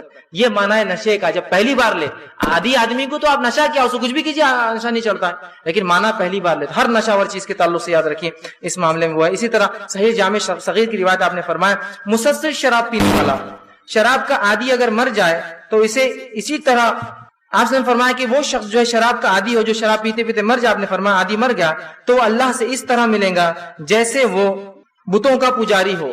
شرابی انسان اگر شراب کی حالت میں مر جائے تو اللہ سے ایسے ملے گا جیسے وہ بتوں کا پجاری مشرک تھا. ٹھیک ہے. اسی طرح آپ نے فرمایا مسند احمد کی روایت ہے، فرمایا میری امت کے کچھ لوگ شراب کا نام تبدیل کر کے اسے اپنے اوپر حلال سمجھیں گے یا اسے جو ہے ضرور پیئیں گے. اور آج ہو رہا ہے، لوگ شراب اور نشے کو حلال سمجھ کے پی رہے اور غلط کر جا رہے ہیں. صحیح مسلم کی روایت ہے، آپ صلی اللہ علیہ وسلم فرمایا ہر نشہ ور چیز شراب ہے، ہر نشہ ور چیز شراب ہے اور شراب کے حکم میں داخل ہے. دیکھیے حدیث واضح ہے. بہت سے لوگ بولتے ہیں نا تمباکو کا لفظ کہاں ہے؟ ارے میرے بھائی عقل پکڑو، اس لیے میں نے شروع میں کہا تھا بنیاد ہے شریعت میں. شریعت ایک چیز کو نام سے نہیں لیتی ہے. پھر افیم اور گانجے کا بھی لفظ نہیں شریعت میں، تو پھر اس کو کیوں حرام قرار دیتے آپ؟ اس لیے کہ اس میں نشہ ہے، تو اصول نشے کا ہے، نام کا نہیں ہے کسی چیز کا. اصول نشہ ہے، نشہ حرام ہے، یاد رکھے شریعت کے اندر. ٹھیک ہے. اور انسان اگر کوشش کرے نا سب کچھ کر سکتا ہے، اور سوچ لے نہیں ہوتا تو کچھ نہیں ہو سکتا، پھر تو مر جائیے اسی حالت میں. عزم کر لیا انسان نے تو سب کچھ کر سکتا ہے. میں نے ایسے ایسے لوگوں کو دیکھا جنہیں نشہ اور ایسے ایسے منشیات اور ایسے ایسے برے زندگی کے حالات سے انہوں نے اپنی زندگیوں کو تبدیل کیا کہ رشک ہوتا ہے آج دیکھ کر کہ یہ وہ شرابی تھا، آج دیکھو اس کی زندگی کیسی تبدیل، اور یہ وہ نشہ کرنے والا تھا، اور یہ وہ جواری تھا، اور یہ وہ زانی تھا، اور یہ وہ چور تھا، اور یہ وہ ڈاکو تھا، اور یہ وہ دھوکے باز آدمی تھا، اور یہ وہ تھا جو فلاں کام کرتا تھا. آج زندگی بدل لیا. بس سچی توبہ ہو تو معاملہ درست سدھر جاتا ہے. تیسری چیز جو ہے سونے اور چاندی کے برتنوں میں کھانا، چونکہ کھانے پینے سے اس کا تعلق ہے. سونے اور چاندی کے برتنوں میں کھانا اور پینا. صحیح مسلم کی روایت ہے، آپ صلی اللہ علیہ وسلم فرمایا جو شخص سونے اور چاندی کے برتنوں میں کھاتا اور پیتا ہے در حقیقت وہ اپنے پیٹ میں جہنم کی آگ بھرتا ہے. لیکن آج سونے اور چاندی کے برتن میں کھانا پینا، لوگوں کو دعوتوں میں بتانا ہمارا اسٹیٹس کیا ہے، تو سونے چاندی کے کرائے کے برتن لاتے ہیں. ایسی ہوٹلوں میں لوگ کھاتے ہیں جہاں سلور اور گولڈ کے سپونز اور اس کے پلیٹیں اور وہ ہوتی ہے، اور فخر سمجھتے ہیں کہ یہ گلاس سونے کا اس میں فلاں ہے، یہ پلیٹ چاندی کی ہے. یہ فخر کی بات نہیں میرے بھائیوں، یہ بہت خطرناک بات ہے، اور یہ معمول عام ہو چکا ہے. چاندی کے برتن کرائے پہ بھی لوگ لاتے ہیں شادیوں میں آج کل. شریعت میں حرام ہے ایسی چیز کے اندر کھانا اور پینا. ایک مومن یہ کام نہیں کر سکتا. آٹھواں پوائنٹ، جو آٹھواں نکات تھا میرا ہیڈ جو وہ یہ تھا، لباس کے معاملے میں جن حرام کام کو ہم نے معمولی سمجھ لیا ہے وہ میں آپ کے سامنے رکھتا ہوں. لباس جو ہے ایسا پہننا جو ٹخنوں سے نیچے جاتا ہو. مردوں کے لیے یہ بات یاد رکھیے، ایسا لباس پہننا جو ٹخنوں سے نیچے لٹکتا ہو شریعت میں حرام ہے. صحیح مسلم کی روایت ہے، نبی اکرم صلی اللہ علیہ وسلم فرماتے اور کہتے ہیں 3 آدمیوں سے اللہ قیامت کے دن کلام نہیں کرے گا، بات نہیں کرے گا، ان کی طرف نظر رحمت بھی نہیں ڈالے گا، اور نہ ہی ان کے گناہوں سے ان کو پاک کرے گا کبھی. وہ 3 میں سے پہلا فرمایا اور کہا اور ان کے لیے دردناک عذاب ہے. پہلا فرمایا اپنی تہبند پتلون پینٹ لنگی اور ایزار کو ٹکنے سے نیچے لٹکانے والا. دوسرا فرمایا اور کہا چیز دے کر احسان جتلانے والا. اور تیسرا فرمایا جھوٹی قسم کھا کر اپنے مال بیچنے والا. تو اس میں پہلا شخص جس سے نہ بات کرے گا، نہ کلام کرے گا، نہ رحم کرے گا، نہ اس کی مغفرت کرے گا، دردناک عذاب ہے اس کے لیے. وہ شخص جو ازبال اپنے پینٹ پتلون تہبند لنگی کو جو کیا کرتا ہے ٹکنے سے نیچے لٹکاتا ہے. کتنی سخت وعید ہے نا، لیکن کتنا عام ہے. اگر کوئی اونچا سلا لے تو لوگ اس سے پوچھتے کیوں کپڑا کم پڑ گیا تھا کیا؟ بھاری کپڑا ہوگا کم پڑ گیا تو اونچا سلا لیا بیچارے نے، ہے نا. کتنا عام ہو چکا ہے نا اس بات. اور سمجھنے والے اور نہ سمجھ سب شامل ہے اس میں، سبھی کر رہے ہیں. اب کیا کریں، کس کو بولے؟ اور علماء بھی کہتے ہیں کیا کیا بولے بھائی، توحید میں ہی مسئلہ ہے، تب یہ معاملات تو بعد میں آتے ہیں. لیکن توحید پرستوں کو کیا ہو گیا؟ ان کو تو سب سمجھتا ہے نا. چلو ایک توحید پر نہیں تو پہلے توحید سمجھائی جائیں گی، وہ تو ہو گیا ان کا معاملہ. توحید پرستوں کی کیوں نہیں اوپر ہوتے، بات سمجھ میں نہیں آتی ہے. اس لیے کہ ہماری خواہشات ہے نا اپنے کو تبدیل نہیں ہونے دیتی. اور یہ بات میں ہمیشہ کہتا ہوں، یہ میرا تجزیہ ہے، میری زندگی کا ایک تجربہ بھی ہے کہ جس نے اپنے لباس میں جو ہے تبدیلی نہیں لائی اس کے معاملات میں تبدیلی کبھی نہیں آ سکتی. اس کا اعتبار مت کیجیے کبھی. نہیں وہ دعوت میں کیسا اچھا دکھیں گا، اونچکی پینٹ پہن کے جا رہے، شرٹ بڑے بھائی کا، پینٹ چھوٹے بھائی کی دکھیں گی، فلاں ہوں گا، لوگ کیا بولیں گے، الزام لگیں گا. ارے دنیا جائے کھلی ولی کیا بولتی ہے بولے، مجھے کیا پرواہ.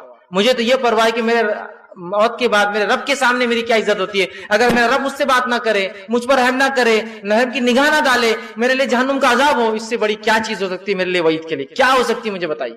دنیا میں لوگ کیا بولیں گے زیادہ زیادہ آپ کو بتائیے مجھے. یہ الزامات کچھ بھی نہیں آخرت کے اعتبار سے. اور ایک مومن کا تو شان ہے کہ اپنے نبی کی سنت پہ عمل کرنے میں اسے فخر محسوس ہوتا ہے، اسے فخر محسوس ہوتا ہے. ٹھیک ہے، تو اس بات کو سمجھنے کی بہت زیادہ ہمارے لیے ضرورت ہے. اسی طرح جو ہے کپڑوں کے اندر جو دوسرا معاملہ وہ یہ ہے کہ مردوں کا سونا پہننا اور ریشم کا استعمال کرنا. ٹھیک ہے. اور جو ہے ریشم کا استعمال کرنا. مسند احمد کی روایت ہے, نبی اکرم صلی اللہ علیہ وسلم فرمائے میری امت کی عورتوں پر ریشم اور سونا جائز ہے اور مردوں پر حرام ہے. لیکن آج مرد کی دھڑلے سے سونا پہن رہے ہیں, ریشم پہن رہے ہیں, اور ریشم کے کپڑے پہن کے فخر کرتے ہیں. ریشم بہت مہنگا ہے, عام نہیں ہے. کیوں؟ ریشم کا ہے. کیا فخر کر رہا میرے بھائی؟ حرام ہے نہیں.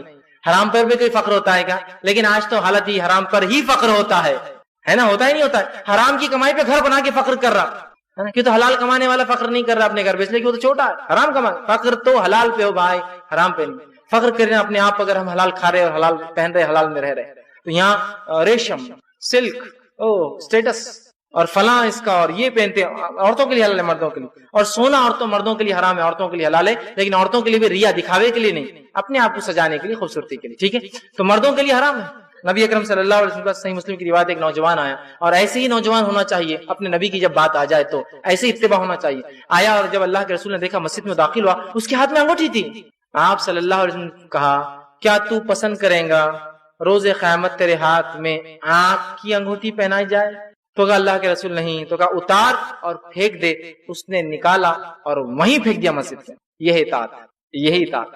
آپ اندازہ نہیں لگا سکتے. سونے کی انگوٹھی, میں نے جب یہ حدیث سنی تھی تو بہرحال بات نہیں سمجھ میں. ایک مرتبہ میں ایک بار اپنی گاڑی مینٹین کرنے گیا, ریپیئر کرنے گیا, اور ایک شخص جو بہت ماہر میکینک تھے, لیکن غلطی انسان سے ہوتی ہے, انہوں نے ایک لمبا اسکرو ڈرائیور لیا اور بیٹری کے اوپر کچھ کام کر رہے تھے, ان کا ہاتھ پھسل گیا اور دونوں لگ گئے, اور ان کے ہاتھ میں سونے کی انگوٹھی تھی. واللہ جب وہ کرنٹ لگا نا, کرنٹ لگتے ہی وہ انگوٹھی پگھل گئی. سونا بہت جلدی پگھل جاتا ہے, پگھل کر گر گئی, اور اس کا اتنا پورا گوشت وہیں نکل گیا, اس کی ہڈی باہر آ گئی. تو سونے کی انگوٹھی جو آنکھ بننے والی ہے, اس کا ایک نمونہ میں نے صرف دنیا میں دیکھا کہ وہ پگھل گئی, اور اس کا جب پورا گوشت اسی وقت جل کے ادھر کے ادھر اور ادھر کے الگ. تو سونے کی انگوٹھی دیکھی آپ, دنیا میں نے دیکھا. اس کا آخر نام نے کیا فرمایا, کیا تو چاہتا ہے جہنم کی ایک انگوٹھی تیرے ہاتھ میں ڈالی جائے؟ تو کہا نہیں. تو کہا پھینک دے. اس نے پھینک دی. اس کے بعد صحابہ نے کہا اٹھا لے, گھر میں اپنی محرم بیوی کو دے دینا, ماں کو دے دینا, بہن کو دے دینا, اٹھا لے. تو کہا اللہ کے رسول نے مجھے یہ تھوڑی کہا کہ گھر میں دے دینا, پھینک دے. کہا اللہ کی قسم میں سے کبھی نہیں اٹھ. اب ہمارا دولہا, دولہا ہی نہیں ہے بغیر انگوٹھی کے. میں بول رہا ہوں نا, جب تک رسول کی نافرمانی نہیں کریں گے کوئی عمل ہونا ہی نہیں, ہمارا شادی بھی نہیں ہونا ہے نا پھر. اور جتنا بڑا عمل ہو شریعت میں اتنی زیادہ بدعتیں ہم کریں گے نا, اس میں حرام کاریاں کریں گی نا. نکاح آدھا دین ہے, تو آدھا دین ہے تو پھر آدھی خرافات تو ہونا ہی چاہیے نا اس میں. پھر سونے کی انگوٹھی فخر سے پہن رہا, اللہ کے رسول لعنت بھیج رہے, اللہ کے رسول وعید کر رہے ہیں کہ اللہ کے رسول نے پھینکا تو اس نوجوان نے اٹھایا نہیں جس نے اتباع کی آپ کی. کیا ہو گیا ہم لوگوں کو کہ بات سنے آتی ہے, دیکھیں گے نا, سوچیں گے, کریں گے, تو بہرحال وہ پھر تیار ہو جائے. اتباع یہی ہے کہ بات سمجھ میں آ گئی, عمل شروع ہو گیا. ٹھیک ہے. اور مسند احمد کی روایت ہے, جو عورت خوشبو لگا کر مسجد کی طرف اس نیت سے گئی کہ لوگ اس کی خوشبو محسوس کرے, جب تک وہ غسل جنابت کی طرح غسل نہ لے لے, اس کی نماز اللہ قبول نہیں کرتا. آپ نے فرمایا غسل جنابت وہ غسل ہوتا ہے جب میاں بیوی ہم بستری کرتے, اس کا غسل واجب ہوتا ہے, وہ غسل نہ لے اللہ اس کی نماز ہی قبول نہیں کرتا ہے. ٹھیک ہے. اسی طرح جو ہے چوتھی چیز جو لباس کے معاملے میں آتی ہے وہ ہے عورتوں کا چھوٹے اور باریک اور تنگ کپڑے پہننا.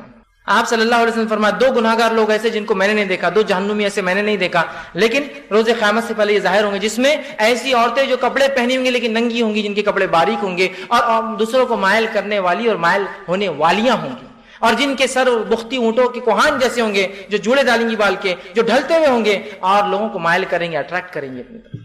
کیا آج وہ زمانہ ہم نہیں دیکھ رہے ہیں؟ کیا آج ہمارے عورتوں کا لباس باریک سے باریک, تنگ سے تنگ, پتلے سے پتلا نہیں ہوتے جا رہا ہے, اور انر ویئرس اپر ویئرس نہیں ہو گئے؟ جو اندر کبھی کسی زمانے میں کپڑے پہنے جاتے تھے آج باہر پہنے جا رہے ہیں, وہ محفلوں میں پہنے جا رہے ہیں. کس شرم کی بات ہے. اور پھر لوگ کہتے ہیں نہیں تمہاری نظر گندی تم دیکھ رہے. ارے نظر گندی کا کیا ہے, ہمارے پاس کوئی ایسا کیمرہ تو نہیں نا کہ جس سے آپ کو کپڑوں میں نظر آئے, آپ ننگے تو ننگے نظر آئیں گے نا ہم کو. نہیں تمہاری نظر گندی ہے, پاک نظر ہے تو ایسا کچھ نہیں ہوتا. یہ پاک اور صاف کا مسئلہ کیا, جو دکھ رہا ہے وہ دکھ رہا ہے. اگر ویسی پاک نظر چاہیے تو پھر وہ مثال آپ کے لیے اس بیوقوف کی جس بادشاہ کو ایک ٹیلر نے بیوقوف بنایا, اور اس کو کیا کیا, ایک بادشاہ کہا مجھے ایسے کپڑے بناؤ جو کپڑے کسی نے نہیں بنائے. کہا آ جاؤ پھر بناتا ہوں. جب آیا تو اس نے لٹکا دیا کپڑے اور کہا بادشاہ سلامت یہ کپڑے. تو بادشاہ نے کہا کہاں ہیں کپڑے؟ تو کہا یہ کپڑے صرف عقل مند لوگوں کو دکھتے ہیں. تو کہا اچھا ہاں میرے کو تو دکھ رہے بہت اچھے کپڑے, چونکہ بادشاہ عقل مند تھا نا, سماج کا پریشر, سوشل پریشر بولتے ہیں اس نے کہا عقل مند, تو ہاں میں تو بہت عقل مند ہوں نا. تو اس نے کیا کیا, وہ کپڑے نکال کے اسے پہنا دیا. اب جہاں بھی بادشاہ جاتا تو لوگوں سے کہتا دیکھو یہ کپڑے سے, اس کو جو عقل مند ہے, تو اس کے وزیر تعریف کرنے لگے, کیا کپڑے بادشاہ, حالانکہ ننگا تھا, کیا کپڑے بادشاہ کے, کہ تو سب عقل مند ہے نا, سب تعریف کرنے لگے. جب وہ مجلس میں سے نکل کے شہر میں گیا تو لوگوں میں پہلی بات پھیل گئی کہ جو عقل مند ہے اس کو کپڑے دکھیں گے. سب بولنے لگے کیا کپڑے دکھ رہے, بہت زبردست کپڑے. اور اس کے بعد ایک بچہ آیا, وہ نہ سمجھتا, اس سے آگے کہا رہے بادشاہ تو ننگا آ گیا آج. پھر بھاگا وہ نکل کے وہاں سے. اب سمجھ میں آیا اس کی پول کھلی کی, تو وہ حق گو تھا نا, بچے حق گو رہتے, وہ نہیں جھوٹ بولتے. اس کو کیا کرنا بھائی عقل مند ہے؟ اس نے تو آج ہمارا معاملہ ایسا ہو گیا، نہیں تمہاری نظریں گندی ہیں، آپ کی نظریں پاک کیجیے، ہمارے کپڑے پتلے تو آپ نظر نیچی کیجیے. ارے بھائی تم ایسے کپڑوں میں نکل جاؤ گے تو کیا نظریں پاک کریں گے؟ اس کی کیا آنکھ بند کر کے چڑھیں گے سڑکوں پر سے؟ تو یہ عجیب معاملہ ہے. تو تنگ چست باریک کپڑا پہننے کے بعد ننگی ہونے کا معنی یہ کہ ایسے چست کپڑے ہوں گے کہ جس چھپانے کے بعد بھی اس کے آدھا چھلکیں گے. یہ عورتوں کے بارے میں وعید ایسی آئی ہے. سنیے وعید کے آخری الفاظ حدیث کے یہ کہ آپ نے فرمایا کہ یہ ایسی عورتیں جنت میں داخل نہیں ہوں گی بلکہ جنت کی خوشبو بھی نہیں نصیب ہوں گی، حالانکہ جنت کی خوشبو فلاں فلاں دوری تک جہنم میں بھی آتی رہیں گی. اتنی بری سزا ایسی عورتوں کی. تو ہم کپڑوں کے معاملے میں بہت احتیاط کریں. پانچویں چیز لباس کے معاملے میں جو ہے وہ یہ ہے، اور انشاءاللہ عزیز یہ لباس کے تعلق سے بس 2 باتیں اور ختم کروں گا. پانچویں چیز جو ہے کہ بالوں کو سیاہ خضاب لگانا، یہ بھی لباس میں شامل ہے. بالوں کو رنگنا خضاب سے، اور خضاب کہتے ہیں کالے رنگ کو. یاد رکھیں مہندی لگانا اچھی بات ہے، مہندی لگانا چاہیے، سنت رسول ہے. آپ صلی اللہ علیہ وسلم جب مدینہ گئے آپ نے دیکھا یہودی مہندی نہیں لگاتے، ان کے سر بھی سفید ہوتے، داڑیاں بھی سفید، بوڑھے جب ہو جاتے ہیں سفید ہوتی. تو آپ نے یہودیوں کی مخالفت میں کہا کہ بالوں کو رنگو لیکن خبردار کالے رنگ سے بچنا.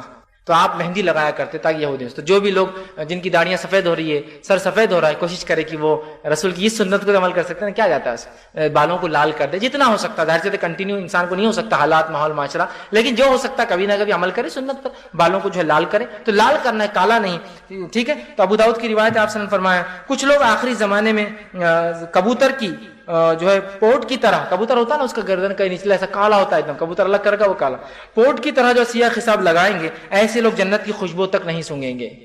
اس لیے کہ اسلام میں ضعیف بڑھاپے کی بڑی اہمیت ہے. اللہ ضعیفوں کی دعا رد نہیں کرتا ہے. لیکن اب ضعیف کون ہوتا ہے؟ بوڑھا ہوتا ہی کون ہے؟ ابھی تو میں جوان ہوں والا معاملہ ہے. خضاب وضاب لگا کر بیٹا بھی ایک دروازے میں اور باپ بھی ایک دروازے میں کھڑا ہے. معاملہ تو یہ ہے. دیکھیے اب حالات تو یہ چل رہے ہیں نا. خضاب لگا کے بالکل جوان ہو کے ٹی شرٹ وی شرٹ ڈال کے، حالانکہ پورا لٹک گیا، سب دکھ رہا ہے کہ بھائی معاملہ ختم ہو گیا ہے نا. لیکن پھر بھی ٹی شرٹ وی شرٹ ڈال کے جو ہے دیکھیے ٹی شرٹ پہننا، پینٹ پہننا، اچھے کپڑے پہننا، ان کرنا یہ شریعت میں حرام نہیں ہے. لیکن اپنی عمر کا بھی تو تقاضا رکھو. بال کالے کر کے یہ کرنا بولے تو یہ کچھ نہ کچھ تو وجہ ہے نا. ایک بوڑھا آدمی ٹی شرٹ پہن لے، پینٹ پہن لے، کوئی قباحت نہیں ہے. لیکن کالے بال کر کے کرنا تو کچھ نہ کچھ سمبولک ہے بھائی میرے. یہ ابھی تو میں جوان ہوں والا معاملہ ہی چل رہا ہے یہ تو ہے نا.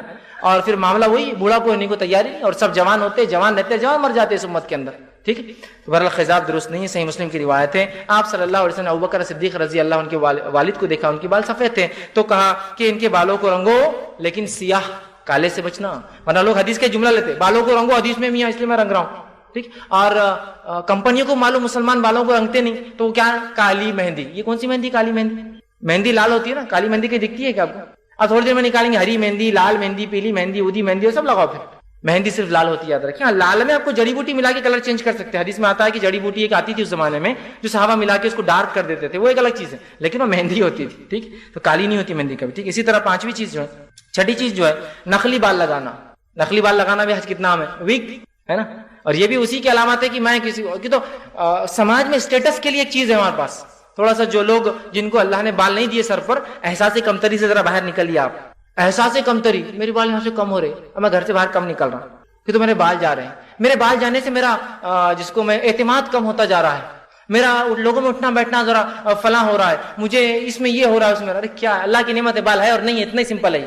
نہیں پھر وہ بال سے کیا ہوتا ہے بولے ایک مضبوطی آتی ہے، بات کرنے میں فلاں ہوتا ہے.